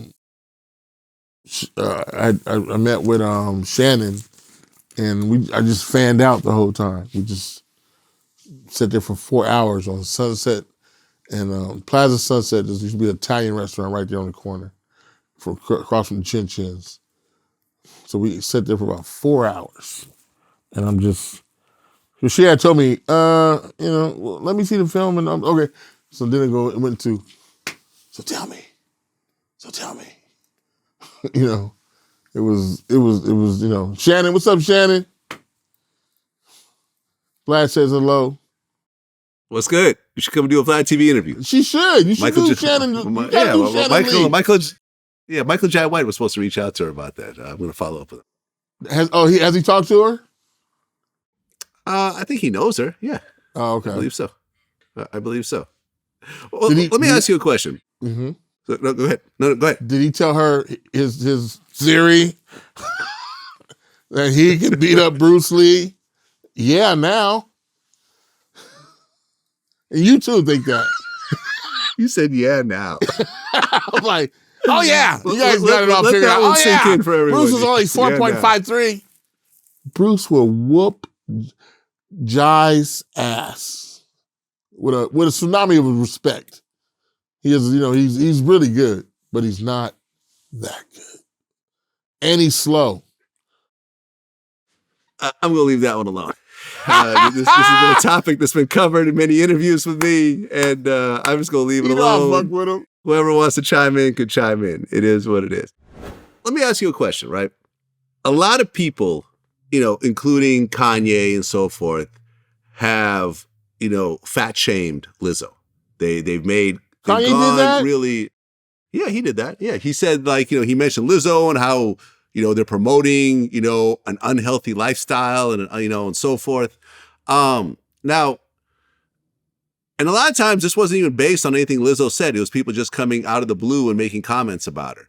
Now, to me, I feel this is somewhat hypocritical because at the same time, no one says anything about DJ Khaled, who's actually heavier than Lizzo and brags about eating lobsters every day and other unhealthy foods and so forth. And he shows off his body as well. He's riding around in his Maybach with his stomach hanging out and so forth. And Kanye shows up on his album. So at the end of the day, I feel, and I don't say this often, but I feel that there's sort of a sexist thing when it comes to Lizzo and other overweight women that is really a double standard when it comes to men. Now, as someone who's heavy set himself, like, how do you feel when someone talks shit about Lizzo? There's a racism against big people. And then there's also these stupid theories that because you're big, you're unhealthy. That's a fucking lie. It's for stupid people. Because I know a lot of skinny motherfuckers dying right now that are very unhealthy. Halle Berry has diabetes? Didn't know that. Yeah. See, you didn't know that, but Lizzo can get diabetes. That's what stupid people say. You don't know someone's health by looking at them. True. How many skinny motherfuckers you know died? Lots of them. How many fat motherfuckers you know done died? I ain't never seen those died of oxtails. Well, but to be fair, okay. To be fair, when you see people older in life, people in their 70s, 80s, 90s, the vast majority of them are skinny. You see very few. All their weight is my father was a Hulk. When he died, you shriveled down. When you get old, you start going back to the original baby form. There's people that die on the treadmill. Right. So I'm like, any doctor would tell you it ain't what you look like, it's what you do right. You have to eat for your body type. True. So there's no that's a lie in a look. It's a lie in a look. Well, I just feel that Lizzo gets unfairly picked on because of her weight. That's all I'm saying. And I feel like if you're going to pick on Lizzo, you need to pick on the men who are her same weight or heavier. That's all I'm saying. You don't need to pick on anybody. Or you don't need to pick on anyone. Even better. There you go. Lizzo is talented. Very much so. She's not just walking around here doing these Instagram walks for no fucking reason. Like, where the fuck is this bitch walking to? They walk and they show their ass. She can play the flute. She can write music. She can get around the studio. She's actually talented. Super talented. So, you ever heard of Luther Vandross?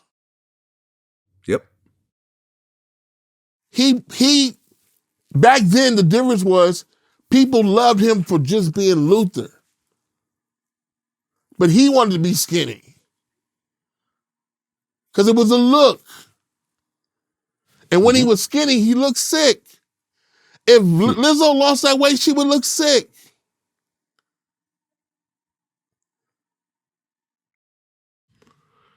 Well, you have people like, for example, Big Boy on the radio, He looked sick. He was very heavy and he got like the operation in his stomach and now he's way skinnier. But based on him, and I have to review my notes if this is right, but I believe that he lost the weight because the doctor told him if you maintain this weight, you're going to die soon. Okay. Right? Yeah. If you're going to die and you're not doing it for vanity reasons, you're doing, hey, listen, if I want to stick around. Bruce Lee was 32. He weighs 25 pounds. He died of drinking water. It's all bullshit. It's all bullshit. These doctors don't know what the fuck they talking about. You ever heard of Samoans? Togolans? Wait, have I heard of what? Samoans, yeah. Togolans? I grew up with them. Yeah, Tongans. Huh? Yeah, I grew up with them. Shout out to Fiji, butter Fiji.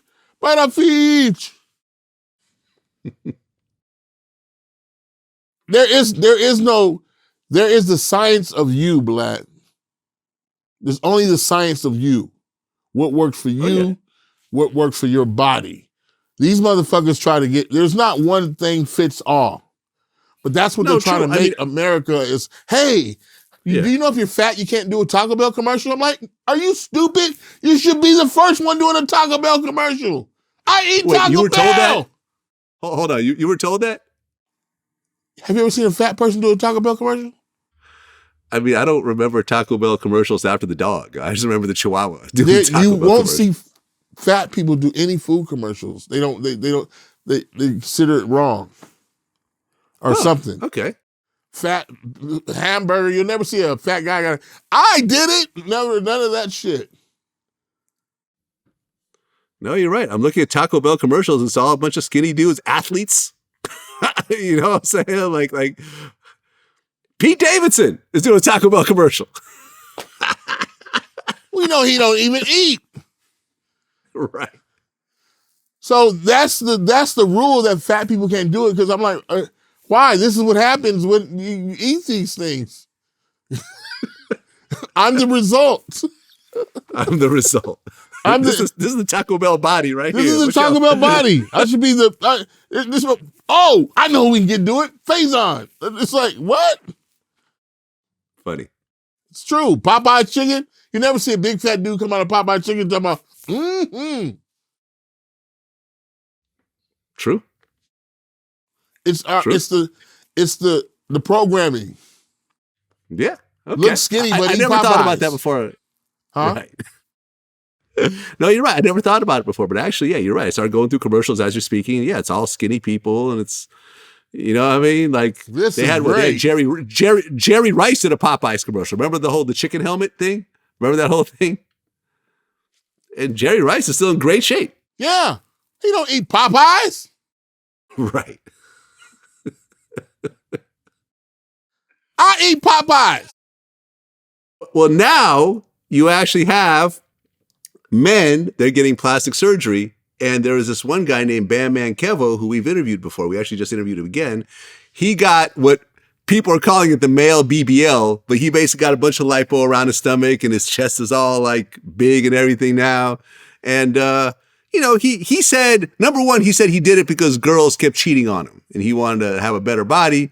And he also said that after he announced that he did it, 40 celebrities went to his plastic surgeon to get their bodies done. Let me explain something to you.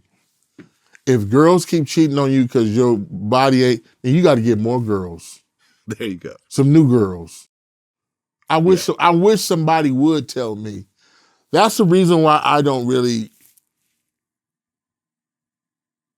jump into like, I got to lose weight, because I'm still, what if I'm an asshole? No one says, right. I'm an asshole. This is what he looks like. Hold on. Where's the? Yeah, he crazy. He crazy. This is what he looks like now. Yeah, look at the chain though.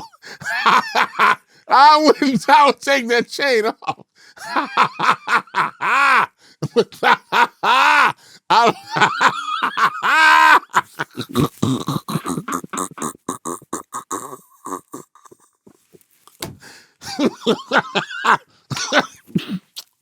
Balls. Oh my God. You didn't see it though. I don't think you saw it. But anyway. I'll show the chain. It says FG on the chain. It says what? It says FG on the chain. I'm not sure what it stands for.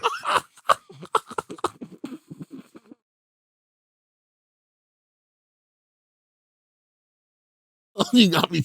I'm in here. Tina. Listen, see what I'm saying? He thinks that's a look. That's a look. That's a look. And he didn't earn the look. Somebody cut him up.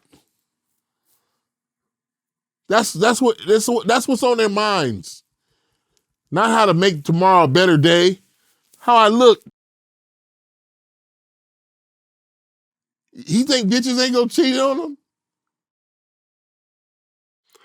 Listen, I don't know. At the end of the day, you have one body, and if you choose to get lipo, new teeth, new hair, you get your nose done, whatever, that's your call, man. It's your body. There's nothing wrong with new teeth. I gotta do with my teeth. My teeth, one of my tooth came out. My tooth looked like they gang banging. Like it was like they look like nigga, what's up? My teeth. One of my tooth came out. They started moving. I'm like, where they going? The teeth is yeah. But to change all this, so one girl.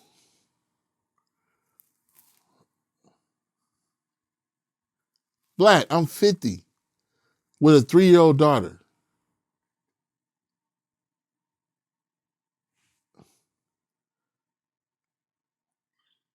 Hey, man. Do you understand that? I'm You've sorry, also I'm been 54 with a 3-year-old daughter. But you've always embraced your size. You have to. I mean? This is me. You're in movies. You're in Money Talks with your shirt off.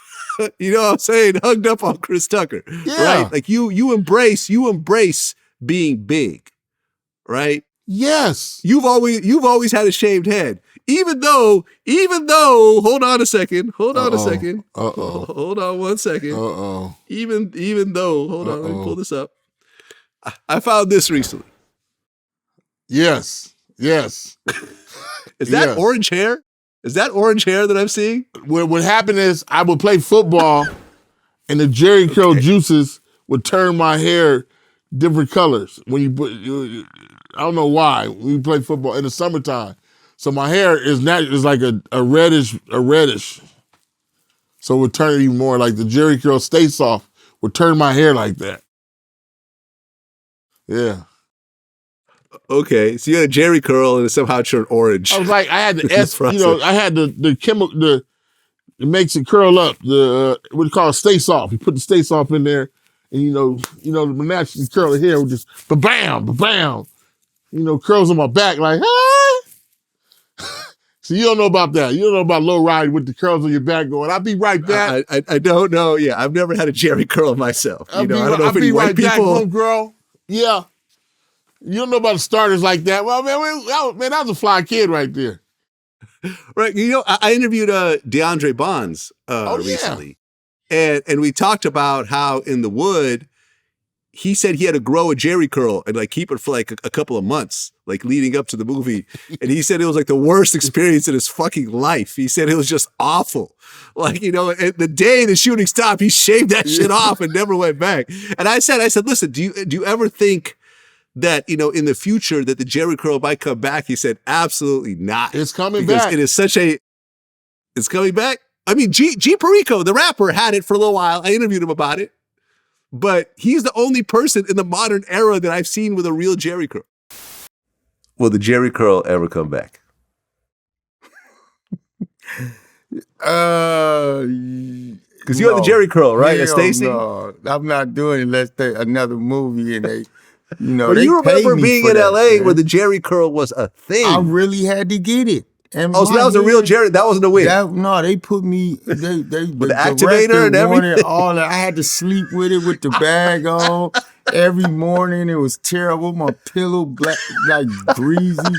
I got to do this for like how long? About a month.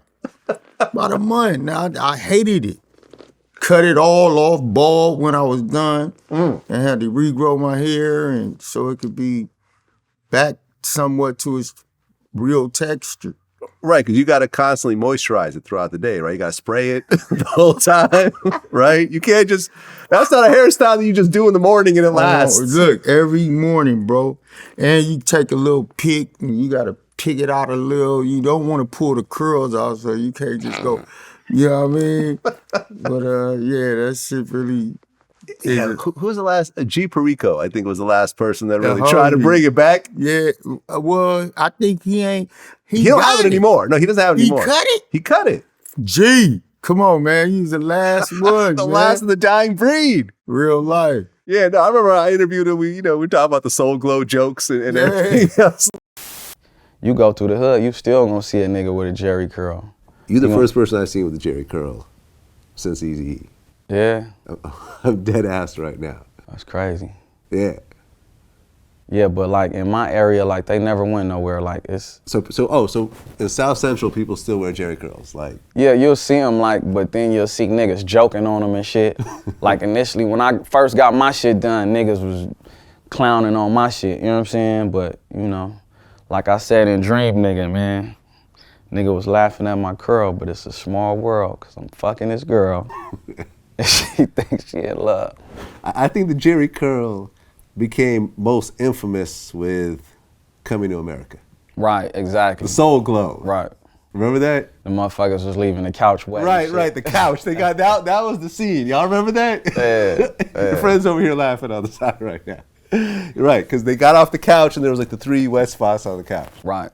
Right. And I think after that, I felt like in general you just stopped seeing Jerry curls as much. Yeah. That was like the turning point. But hey man, it's dope. You bring it Yeah, back. motherfuckers joke on that shit all the time. I didn't heard it all.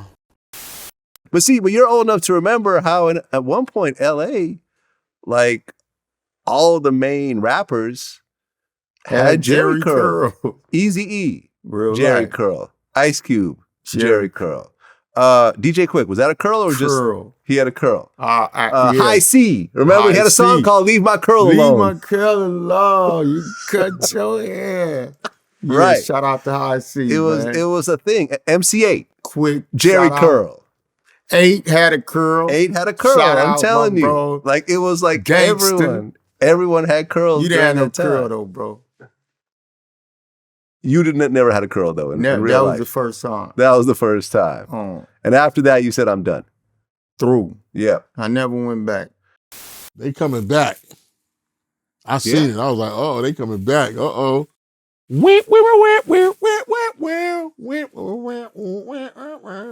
Right there. See, back then you couldn't dance. You just, get in the middle of like this, like, because you had to get ready to fight. Be like, what's up? You right? It's 2-step. 2-step with it. What? Man, look, all the hottest LA rappers had Jerry curls during the era. Ice Cube, DJ Quick, MC8, Eazy-E, like all of them had Jerry curls. All of them. Women love playing in your hair. Your curls was big and they laid down on your neck. What? Right. Yeah, but their hand would be kind of messy after playing with your hair. And no, people, it'd be spots. Everybody know where you went because it'd be spots. Your back of your It'd be a spot. jersey right. was a spot. It was a spot because trust me. Right. It was. You know what I think? I mean, listen, I could be wrong. Clearly, I'm not black, so I can't fully speak on it. But to me, from the outside, yes, I'm white. Everyone, You're kind of black. Yes. Well, look, from my point of view, from the outside looking in, it seems to me that what really put the nail in the coffin of Jerry curls is Coming to America. When the Soul Glow, the Soul Glow came out, and you saw, yes, and when that came out. New Yorkers didn't know how to do Jerry curls. The only person that had a Jerry curl in New York was Curtis Blow. Okay, yeah, right. Right? But New Yorkers didn't know how to do Jerry curls. So, but it was kind of phasing out back then anyway. Because it was like, the kid and play with that shit going on and right. Well, yeah, it was Coming to America. Remember there was that scene where the guy's family all got up and there was the 3 spots on the couch, the 3 wet spots. Well, and then let's not forget how Michael Jackson's hair caught on fire during the Pepsi commercial. He had a Jerry curl as well. He had a Jerry curl. People didn't know. He definitely had a, And it was flammable. It was actually a dangerous hairstyle. You smoke a blunt with a Jerry curl, that might be the last blunt you smoke. No, because there was a lot of blunts, a lot of joints smoked.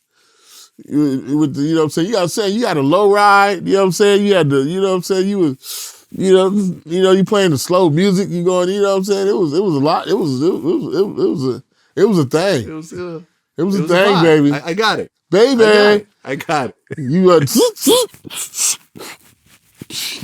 that wetness hit your neck and you talking to, I'm coming back right through here, you know what I'm saying? Let me go drop this off, you know what I'm saying?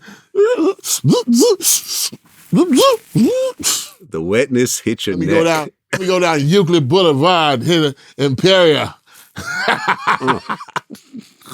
Well, and this is someone who's on my show multiple times. So when I bring this up, I bring it up in hopes that somehow things could kind of, be worked out. What exactly was your issue with Ari Spears? He picked on Lizzo it's like Lizzo is supposed to be an easy target. Okay. But the girl has talent. That's why I'm fighting. She's fighting to be her. Let her be her. And that's what I was like, he said some fly shit, and I was like, man, listen, bro. I've been knowing Eric since he got to town. And he was a cocky little kid, and shit didn't pan out the way he wanted. And now he got Tiffany involved with the bullshit. Now I'm upset because I know Tiffany. And I'm like, and he's standing on this. It's a joke. It's a joke. No, a joke ain't a joke, man. Everything ain't funny, motherfucker. Well, hold on for a second. It's not okay. So we're talking about that one video that resurfaced. That's how it all happened. Right, but at the end of the day, it's not like Tiffany was like forced to be in that skit. Tiffany did the skit right along with him. Right. So at the end of the day, right. they both thought it was funny. Right. And right. At the time, right. In a 2022 lens, obviously this is something that people didn't like. No, back then it was hard to watch back then. Back then, because it was hard to watch back then too, it was but it's not like he dragged Tiffany into this thing against her will. Right. She decided to do the skit right along with him. Right. She's not a victim. I can't put that on her. We've interviewed Tiffany before. Shout out to Tiffany. Listen, I'm riding with Tiff. I know Yeah. how it is to be associated and accused of some bullshit. Like, that ain't what it is. And people riding with it. Yeah. He was putting the whole reason why that shit came up is because he started dissing Lizzo for no reason. Like, he thought that was funny. He thought that was funny to call her emoji piece of shit and all that other bullshit. But okay, let's go up against a real comedian. Let's go. You ain't fucking with me like that. You're not fucking with me like that. I'm. It's comedy. It's comedy. It ain't comedy when you hurting people, man. Okay, you've never hurt anyone's feelings doing comedy, really? You've never heard anyone's They feelings? had to ask for it. I don't go after people like that. I'm sure in our interviews you've heard a number of people's feelings. No, I've never. Just our interviews alone. Who? Jay-Z? Jay-Z. There you go. You know Jay-Z's feelings. He had to his feelings were so hurt he had to make a song about it to get those feelings out. He kind of was winking at me like, I hear you, Playboy, but woo, woo, woo, woo, woo. His feelings wasn't hurt. Dave East, you said some stuff about Dave East. But was I lying? It doesn't matter. I mean, was Ari Spears lying? I wasn't lying when I said, I just asked a simple question. How is Dave East a Crip? That's all I asked. I didn't. Okay. I was like, how is he a Crip? Okay. The way I know Crips get down.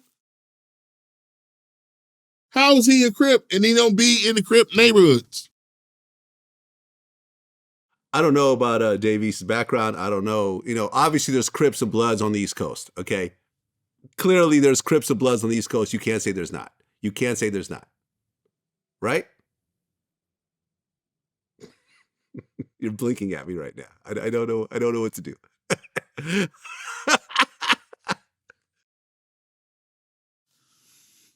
Listen. Ask some Crips in LA, California. Are they Crips? Ask the homie, Long Beach, Trey D. I think you did ask him one time. Probably. Yeah. These are soldiers that come up in it. It ain't no badge you can pick up and put down. Listen, I understand. My whole thing is that you said stuff that has rubbed I have people never the said a wrong joke way. to hurt nobody. Okay. If they do, I'm telling you. I'm pretty sure Dave East did not appreciate your comments. I'm pretty sure. Because you know why? Because he's not a Crip. He's a rapper in a uniform. Oh yeah, by the way, I'm a journalist. Okay. Am I a journalist? Am I a journalist? I mean, you could be. I don't know. Fuck that. I'm a journalist. You're a journalist. Okay. Anyways, is that the only issue there, Spears? So basically, if the two of y'all talked it out. I'm not going to beat him up. I wanted to slap the shit out of him, but I feel sorry for him. Because he said some slick shit like, oh, you know damn well you ain't going to fuck with me like that. Well, I don't know what he said about you. He said some slick shit, but I was like, I've never went after a person and made them only way, not even.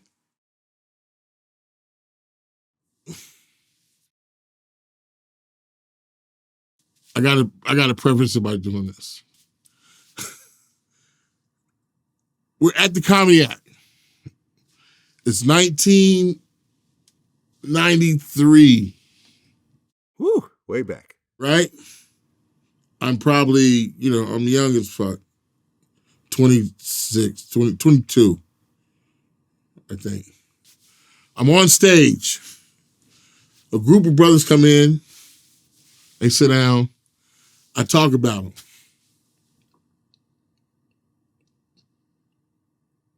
The one I'm saying, all right, that's enough with that. Go and do your show.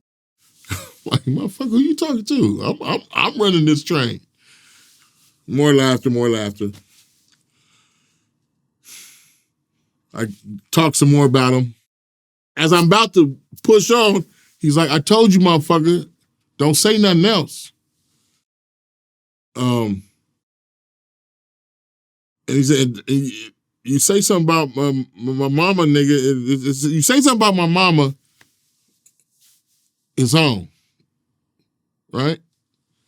I was like, come on, man. I don't know your mama. I ain't seen her since we fucked. Crowd is crazy. The whole table jumps up, walks out. Ricky Harris coming over and said, nigga, that's so-and-so. So-and-so. He's not to be fucked with. So I've got to walk off stage and walk to the back. They all in the back. In the Comedy Act, you walk out the thing, there's this little lobby right there. They not even in the lobby, they outside. Ricky's a Crip, I'm a Blood. Ricky goes out first, said, listen, y'all ain't gonna jump him, rest in peace. Y'all ain't gonna jump him, I'm in this too. You fight him, you fight me. There was a cooler haired there guy named Rodney. He's still around. Rodney says, what up? Faizon, you disrespected the man, but I know this is your job. This is so-and-so and so. Everybody know him around here. Whoop, whoop. Anybody else would be laying on the floor right now. But I know this is your job, Faizon. I brought them here to see you. I said, okay. We said our little, hey man, I didn't mean, he says, I understand. Rodney made me understand it, but my mom just passed. And I was like, okay, my bad, man. I didn't, That was the last time I've ever done that. A real situation. That was the last time I've ever done that. I have the power to crush a motherfucker with my words. Trust me. It's an art to it. I used to fight every day at school because motherfucker was like, hey, oh, what? So I can do it. What he did was pick on a defensive girl. She might have a weight problem. She might not. I know she's doing what she's doing. What he was doing is being a bully. and I slap bullies. And that's all. So raccoon blood.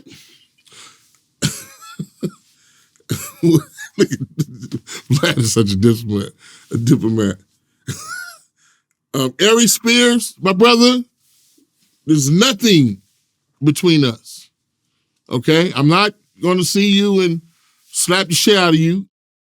I'm too old. It's nothing but love and admiration. There we go. According to your Instagram, there's allegedly a Lisa Ray sex tape with you.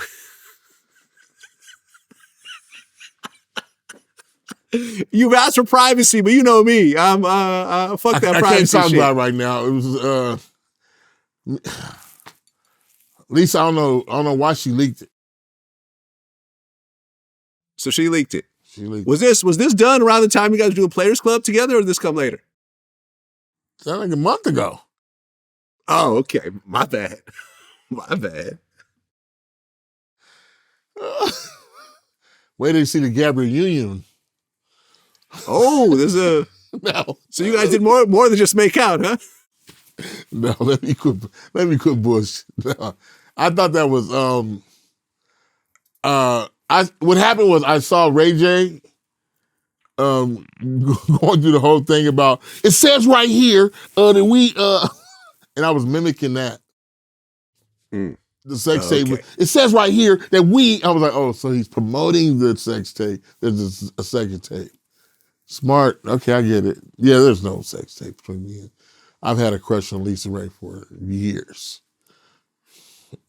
Well, you guys did Players Club together. You got Lisa Ray at her prime. Oh yeah. She was always cool. You didn't try to holler at her on set? No. You know what? It was so many women on set though. It was so many, back then it was okay. It was women were everywhere. It was like, they were everywhere. It was, and I was dating this girl, Fatima Washington was really, I just put her name out there like, Jesus. She was like a hawk, like, what y'all doing after you rap? I don't know, we might, me and Charlie might go hang out or something. No, you coming home. Think about that one. It was. You said, you just mentioned Fatima Washington. This is who you were dating at the time? There's two of them. There's Fatima and there's Fatima. Fatima's a dance coordinator. Fatima's the director. Okay, yeah. Oh, Fatima. Yeah, you're right. A multi-talented filmmaker who began a professional career directing music videos. Okay. Yes. Pretty lady. That's what's up. That was my boo-boo. That was your boo-boo. Okay. Still friends now, but I think she be trying to call and get a little taste.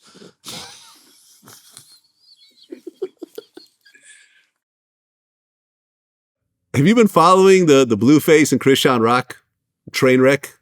Who? Blueface, the rapper. Oh, and his girlfriend, the one. Yeah, well, she got the missing tooth. Ooh. His girlfriend, Chrisean Rock. The one that he be fighting with. Right. She just gave him 2 black eyes. Recently, he posted a picture of himself with 2 black eyes. Yeah, that's not just one. How do you get 2 black eyes? You figure after the first black eye, you probably want to get up out of there. She had to tell him twice. I know the joke that you're referring to. This is the worst joke. I'm not going to repeat it. I know the joke you're referring to. I know that I can't say it. They will shut down my channel. I know the joke you're referring to. This is an old school joke. Oh, I wish I could say it. I can't say it. Oh, I wish Isn't I that could say crazy? it. I know what reference this is. Everyone around our age will know what joke this is. Yeah. I can't say it though. Yeah. Not in 2022. I will get canceled. It's a hell of a joke though. It's a hell of a joke. Oh, I want to say it. I can't say it. Okay. Right. Well, he's actually being charged with attempted murder. There was a situation in Vegas where they got into it with some guy, and we don't really know what happened, but basically based on surveillance footage, you see Blueface shooting at him. And what had happened was the strip club that they were at was a black-owned strip club in Las Vegas that got shut down after that. And they are very upset over the situation. Yeah, because I don't even remember those black strip clubs in Vegas. Oh, yeah. Yeah. Boxer had one. Oh yeah, well, yeah. Floyd Mayweather. Floyd had one. Girl collection. Yeah. Hold on a second. The Euphoric Gentlemen's Club in Las Vegas has now been shut down because of it. Yeah. And the owner said something interesting. He said it wasn't a white man that closed us down; it was a black man, Mr. Blueface. We have lawyered up. And we're going to make 100% sure that he either spends the rest of his life in prison or he's going to pay us until the day he leaves Earth. We have given the footage to the police, and the guy who was driving the truck was just beaten up by Blueface and his crew for absolutely no reason. Is Blueface in jail? No, he made bail. I think it was like $50,000. $50,000? Another black, yeah. $50,000? Another black business, $50,000, yeah. For attempted murder? Yeah. Good lawyers. Good lawyers? Good lawyers. $50,000. Well, he didn't actually. I think the guy got grazed, so it's not like anyone got seriously injured in the process. But it was a shooting. It don't matter. Yeah. $50,000? Yep. His bond was $5,000? Yeah, pretty much, right? Put up $5,000 to get out. I got traffic tickets with my bond is higher than that. The fuck? $5,000? Yeah. Come on, man. You don't think that's that don't even sound right. $50,000? Yep. Are you reading that right? No, I'm reading it right. It's not saying 500. Hold up. The guy got hit with a bullet? I think grazed. Grazed and hit is the same thing. Yeah, true. Yeah, $50,000 bail. Right. Bail set at $50,000. But hey, man, shout out to his lawyer. It ain't his lawyer. Well, I think ultimately, I don't think that they consider him a flight risk. Looking like Blueface with a Ben Franklin tattoo on your face, you're not going to get too far. You're not going to be able to hide out. Is he from Idaho Vegas? Somewhere? He lives in Vegas? He's from LA. No, he's from LA. LA guy. He's got to go home? Yep. That's some fuckery right there. I mean, all that, he got love. Yeah. That's love right there. Mm-hmm. That means they must want him to go ahead and plead, like, hey, man, go ahead and plead to, I'll and you go get time served or something. Because that don't even... $50,000. Yep.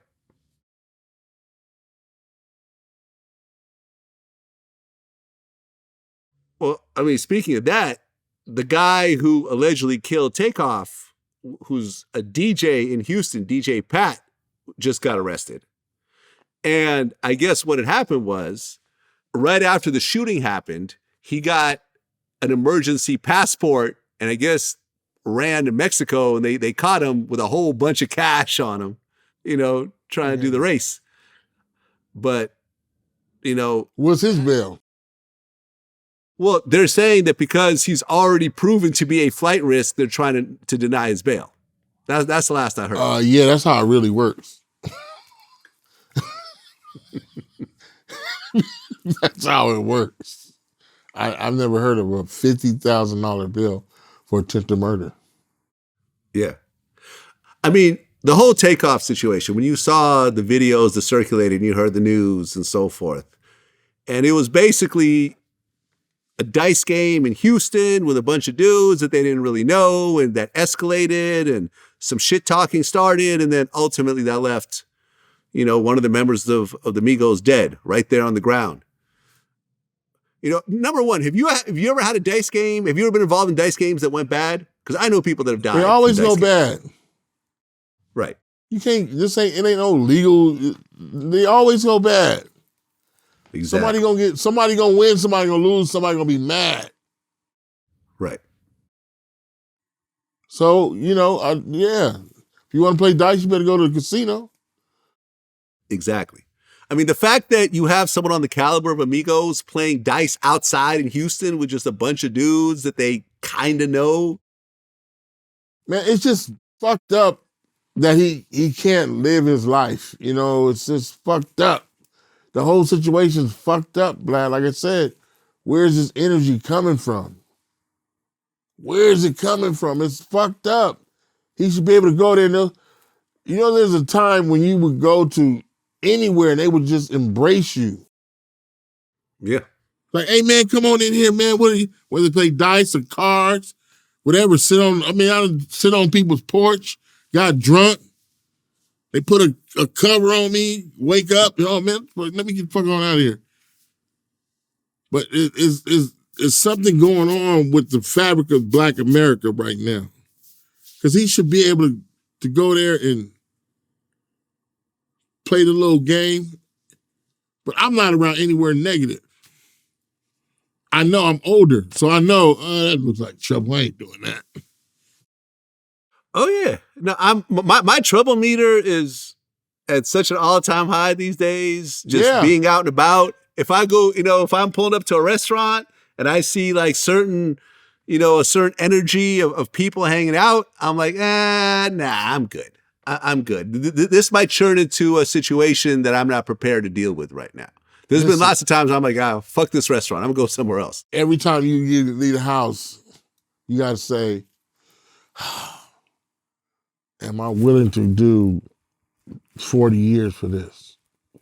Because, let me go let me order, let me go have something, let me do something else, because words get switched up and Macho Man come in and he's trying to prove something to this person. And man, I'm just trying to get home to see my daughter, man.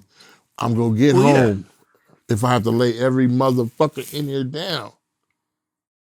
Right, because I remember when I interviewed academics who really went through a bunch of footage frame by frame. He said right before the shooting happened, Quavo, who was in the, like, Takeoff was just there. He wasn't even in the dice game, but Quavo was playing dice and he was losing some money, whatever, and some shit talking started, and Quavo said, let me get up out of here before I end up hurting somebody.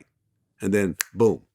Shortly afterwards, shots started ringing out, and yeah, you're right. Egos. And this is why, like, the whole thing about carrying guns in and of itself is really a very dicey thing, because, and I've had long conversations with people that would carry guns everywhere they went and so forth, who have been in multiple shootings.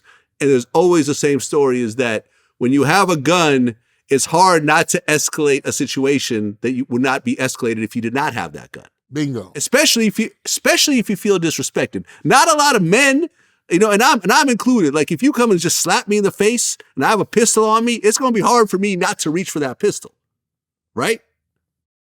A lot of my earlier shit was pistol whipping, because I knew I couldn't do the thing. So, you take the clip out and it's a brass knuckle. You pistol whipping somebody. So right. But you also don't know who else got a gun. Once you pull a gun out, clip or not, you have to assume that whoever else has a gun is going to pull out as well, right? That's behind, but you got whoever in front of you got to take down first, right? And whoever with you got better take down whatever. That's how you know what I'm saying. So it's like, listen, if you by yourself, he's like, okay, I'm outgunned and everything, so okay, but you with your fellas. You know what I'm saying? It's like, okay, listen, okay, first one, I'm mobbing on this one right here. I'm about to hit him with, once you hit somebody in the eye with this gun on the temple, they out. Right. They out. So, and 9 times 10, once they see that dude go down,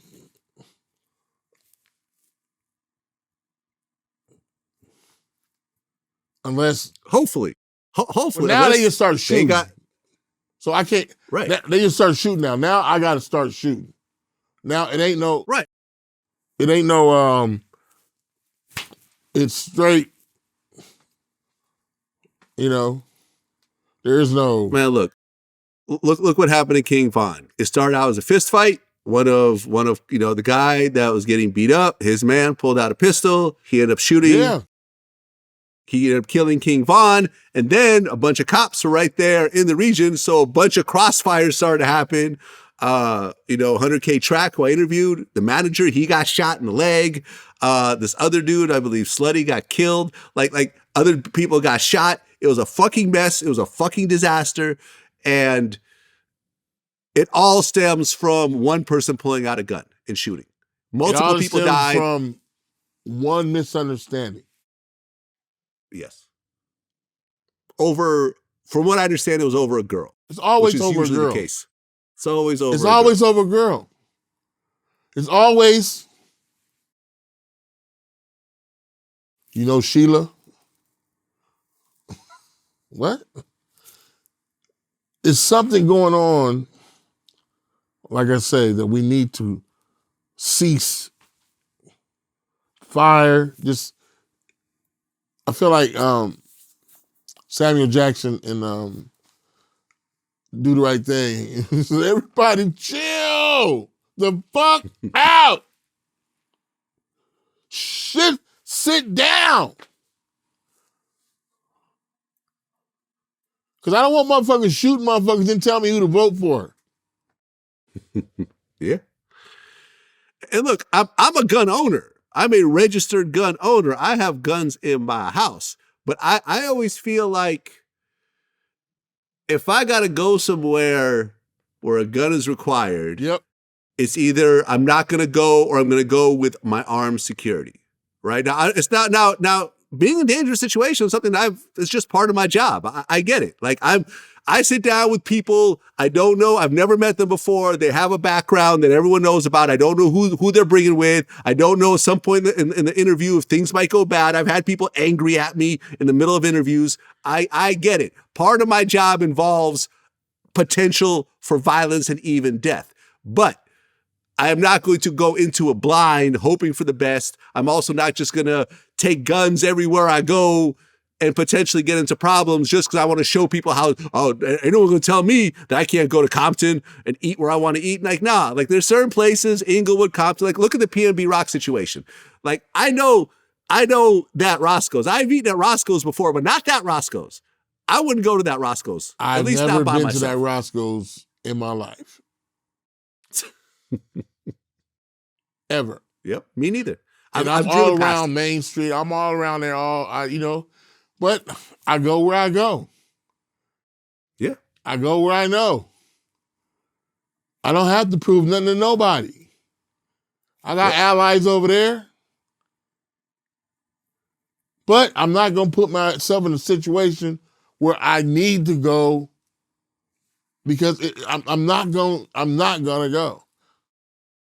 Yeah.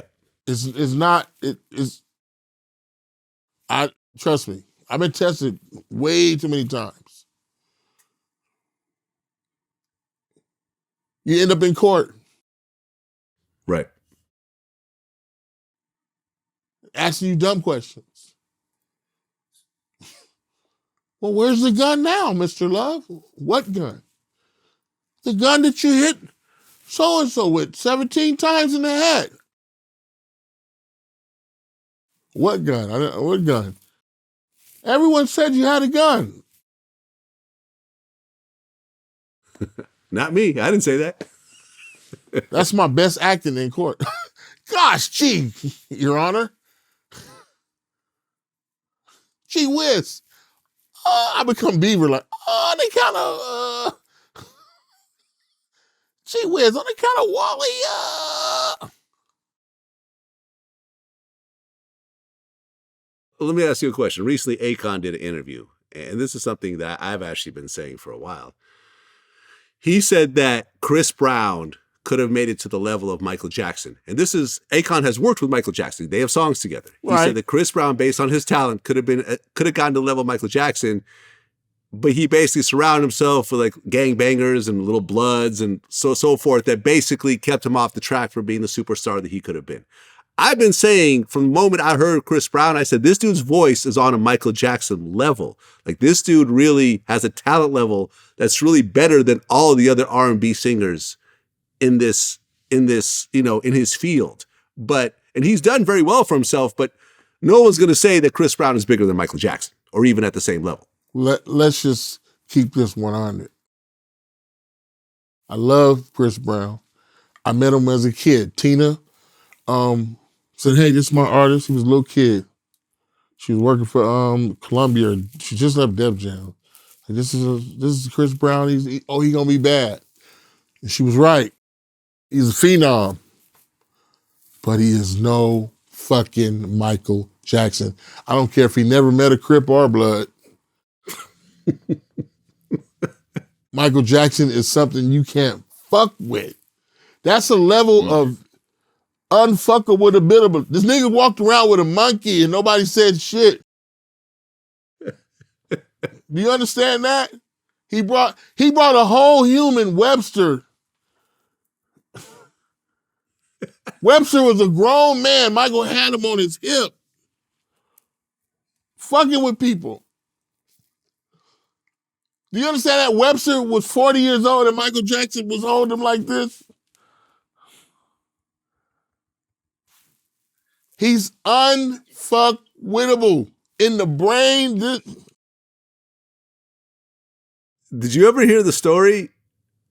I interviewed this guy named Ronnie Newt, who was around Michael Jackson a lot. His kids, the Neutrons, were signed to Joe Jackson. And he told this story that he was at Michael Jackson's house and the monkey, Bubbles, ended up biting his son. And Michael Jackson hit Bubbles with like a 5-piece. So bam, bam, bam, bam, bam, bam, bam. And so the monkey didn't do nothing. Monkey just looked like it was like apologetic. Say what? He said the monkey started to pray or something for forgiveness or something crazy like that. And I'll never forget, the kids was playing with Bubbles, so Bubba bit Jay. Bubbles is the monkey. It's the monkey. Bubba bit Jay on his arm. And Jay said, Dad, he bit me. And Michael said, he did what? He said, Bubba, did you bite him? He said, Michael said, bam, slapped him to his knees. And Bubba said, I said, what is he doing? Michael said, praying for his life, because he know he done did the wrong thing. So Michael Jackson beat up Bubbles. Hit him with an 8-piece. With an 8-piece? With an 8-piece. Mike was fast. Really? Oh my God. Monkeys are really strong though. Yeah, but he couldn't mess with Mike. Mike hit him so fast, man, he was down on his knees, praying for his life. Just beat the crap out of Bubbles. He hit him with an 8-piece. Like Mayweather hit Pacquiao.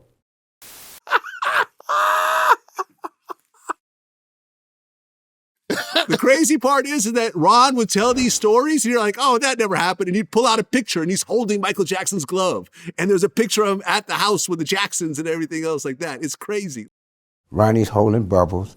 Count Law's in the back. Jackie's right there. Misha's right there. LeRon is right there. And Ronnie, that's the day that Bubbles bit Jay on the arm. Okay, so there's Bubbles the monkey right there. There's Bubbles the monkey right there. That's the same monkey that... That's the same monkey that Michael was carrying around all the time. So Bubbles bit who? Jay, the baby, Jay Valentine. Okay, he bit Jay, and then Michael beat the Hit him with an 8-piece, yeah. Hit him with an 8-piece. Michael hit him with an 8-piece. So the monkey got in line, and Mike was like, beat up the monkey. Beat up the monkey. Said Michael Jackson was no joke. Michael Jackson's a bad motherfucker. Yep. Undisputed. No one undisputed. Can fuck with that level. No one. It's the Holy Grail. This motherfucker wore high heel pants on purpose with a vest, a marching band vest, and a glove. Right. And just was like, hold on, Chrissy, hold on. This is the baddest motherfucker in the world. If Chris Brown never got in the car with Rihanna, if he never saw Colors, the movie, he never ever still be at that level. Michael Jackson was dancing and doing that shit since he was 5. He grew up with, listen, this is what you don't know about the Jackson brothers. They bad motherfuckers. They tough. They all tough. They men. Yeah. They're like, they'll punch you. Right. I've interviewed Tito before. Tito will punch you. Right. Tito, Jermaine, all of them will whoop your ass. They don't play them games. They used to whoop Michael's ass. That's what Michael probably learned how to put that piece on him. He's like, oh, Tito, you try.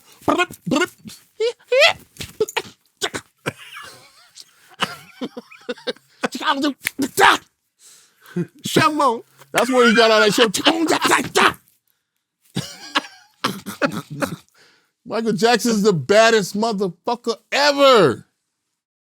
Do you understand he wrote songs that didn't have no meaning, they just got to the hook? You want to be starting something is about nothing but the hook. It's not about, you want to be starting something. You got to be starting something. You want to be starting something. You got to be starting. How to get over. Loading it under. Yeah. To the beat. Caught in the middle. It's about nothing. Right. That's a bad motherfucker. In an interview you and I did, Country Wayne's name came up. Uh-oh.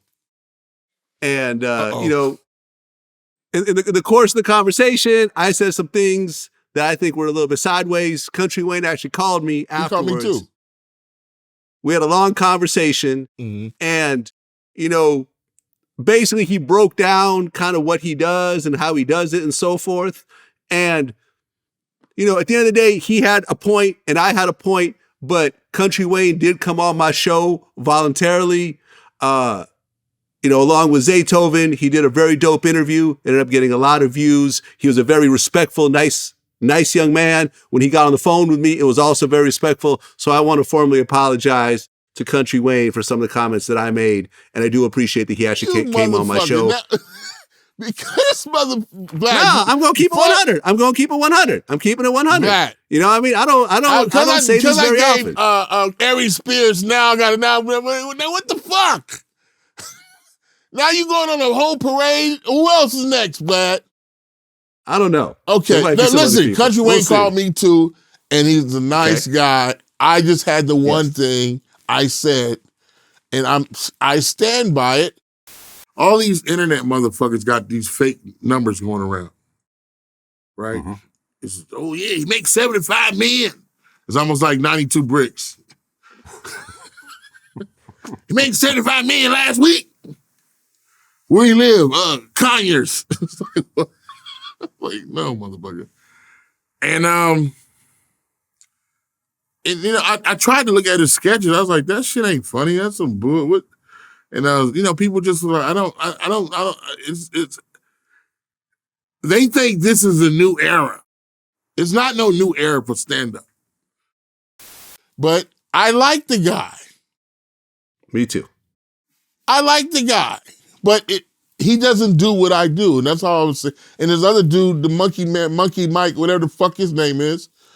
Money Mike? Yeah, whatever, yeah. 20, that's a 22 Savage. Yeah. He's telling people that I'm a dinosaur, whatever. But guess what? When you were thinking about doing this, I was doing it. In 1999, what were you doing? I was doing this. 95, 92, what were you doing, Monkey Mike? I was doing this. So, congratulations, brother. Never talk down on a player, nigga. With that being said, I only wish you peace, prosperity. And if you ever so need something, you can call Faizon. I told Country Wayne that. I said, hey, listen, man. Yeah, man. He called me and was like, hey, I respected it. Yeah. But he don't understand me. He keep thinking about they the new shit. You ain't even touched the shit. You ain't even scraped the shit. You ain't even buy it. Just think about, in 95, what the fuck was you doing? I was doing this. That's my whole point. But I like those guys. And by the way, Facebook laid off 11,000 people. Listen, I like those guys. But don't point at me and call me something. You don't know me, nigga, like that. You do not know me.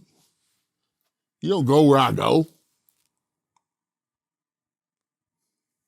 You think you do.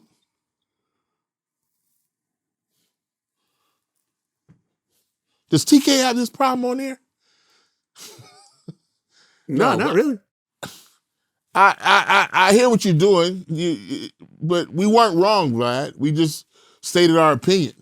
I don't think we disrespected him. I just said those numbers don't make sense. Well, and me and him had a long conversation about those numbers. I still stand upon what I said, and he explains, sort of the kind of the details of what it is. And at the end of the day, we could both agree to disagree. But one thing that can't be taken away is that he is financially successful at what he did and what he does. He started from nothing. Whatever. He built it up, and I have to salute, to any content creator that got it from 0 followers to actually making millions of dollars. However many that millions is, that's really up to him. My thing is that with him was that if you want to put it out there like that, to me, that's a form of bragging. You're going to say, oh, it's inspirational. But to me, I feel it's a little bit of a bragging thing. And when you do that, people are going to start to dissect it in certain types of ways. So you can't really be upset when people do that. But at the end of the day, I salute him for what he does and how he does it. And I also like the way that he approached me and the kind of conversation that we had. There weren't any fuck yous or, no one had their phone call recorded or other fuck shit that I've had to deal with. I told him we might even do a skit or something together. But there we go. Yeah. I'm like, yeah, I'm not that dude.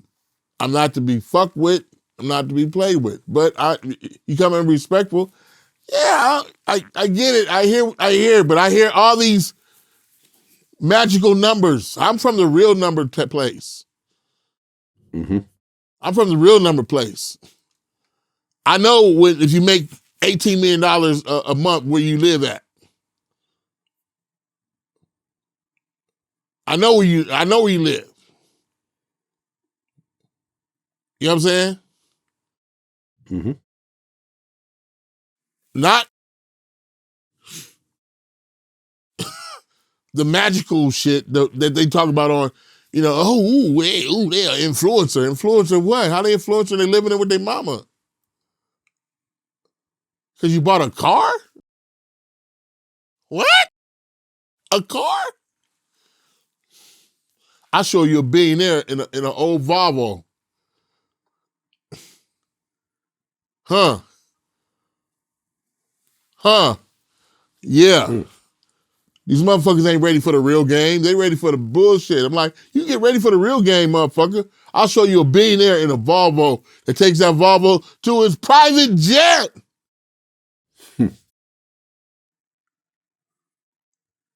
Fuck your car. Fuck your gold chain.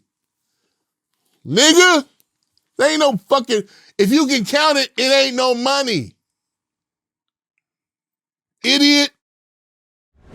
Deion Sanders announced that he's leaving the HBCU that he was coaching at and is joining Colorado University as the head coach. A lot of people are upset because of the stance that he took about joining the HBCU. In fact, a lot of very key players actually went and enrolled in that school because of Deion. And look, and he got to the championship his first year. Like he did his thing, and people are upset. Me, I don't really have a dog in this fight. Me either. But how do you feel? I just got my Jackson shirt. He said coaches either get fired or they move up. That's it. Mm-hmm. So,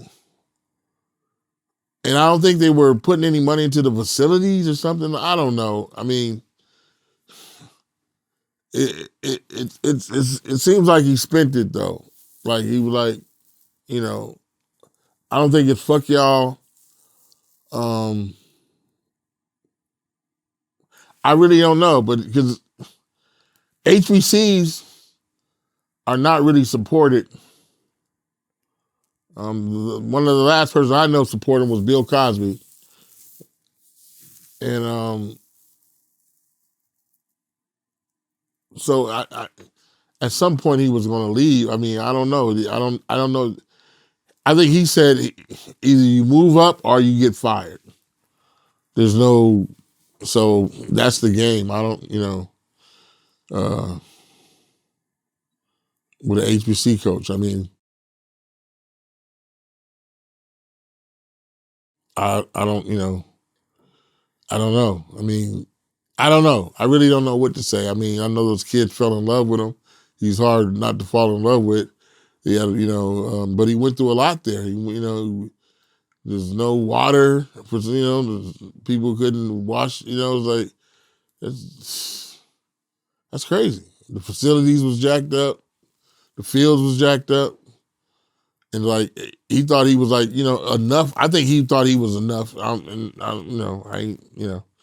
To have people go like, hey, let's get behind, some billionaire. Let's fix this school. Let's make this school what it should be. Let's fix this. But nobody did that. Yeah, I mean, look, at the end of the day, the only person that has to answer for his career is Deion Sanders. Yeah. If he feels that is the best thing for his career, and he's getting up there in age.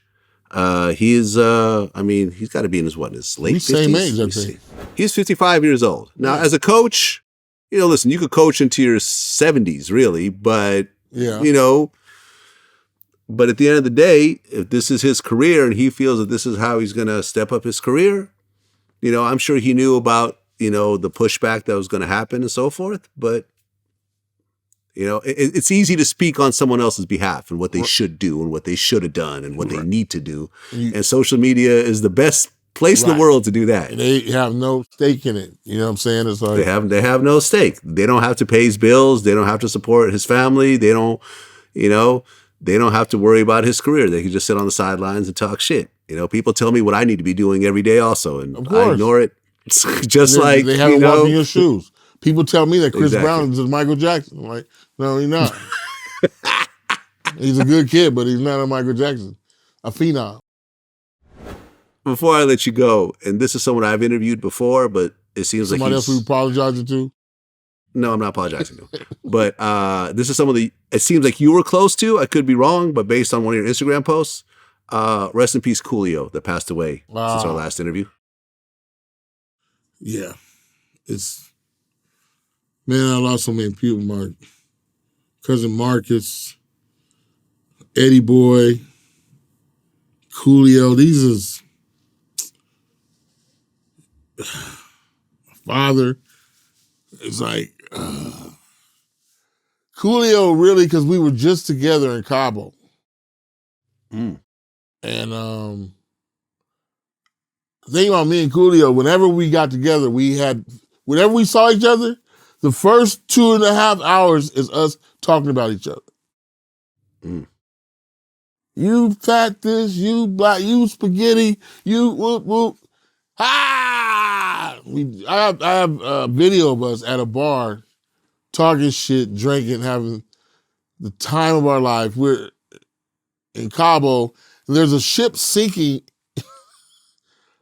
in the bay. A ship ran into the rock and is sinking. And we're talking about that. We're filming it. Cardi B was there. She was filming it. But we're all drunk. Cardi was somewhere in, and I mean, I just, for the years, a street cat, we always was, we bump into each other. him and AJ would go at it. Then AJ would lose and get mad because they would start with the dice, you know. And then I remember when Coolio was with SC Sounds of South Central. You talking about Mad Circle? No, before Mad Circle, South Central. South Central Cartel. South Central Cartel. Yeah. Oh, I didn't know he was with him. Okay, I didn't know What? that. No, I mean I knew him. He was with WC in the Mad Circle. That's how I got introduced to Coolio. And then later on, he did County Line. LV was with them too. Yeah, no, I know that. Well, no, actually, no, I didn't know that. I didn't know that LV was with him. Okay, all right, got it. Got it. So it's like, it's so. All I do is just think about that time in Cabo. Whenever, like when they say he passed, I can just go back to us at the bar in Cabo. If somebody who sent me the video, I was like, remember? I was like, yeah, I know, it's crazy, but you know, Paul Stewart was managing him, I think. Okay. So I know Paul. So yeah, it's you know, like I said, my cousin Marcus Graham, rest in peace, Eddie Boy. Real good street cats, man. It's like we had fun, and you know, it was a different thing. It was like we was never chasing money back then, because we was all from, you know, like, oh nigga, we could be in this, we could be in jail, we could be whoop whoop. So we would just bump into money. We did a thing called Snaps. I came to the studio, and I think it was Paul Stewart. Paul Stewart was like, "Oh yeah, we about to record this thing called Snaps." It's like, I was like, "What are you Snaps?" So, you and Coolio's get in the booth and talk about each other. You and Ice-T get in the booth. I'm like, "Oh shit!" And we get a check. Hell yeah!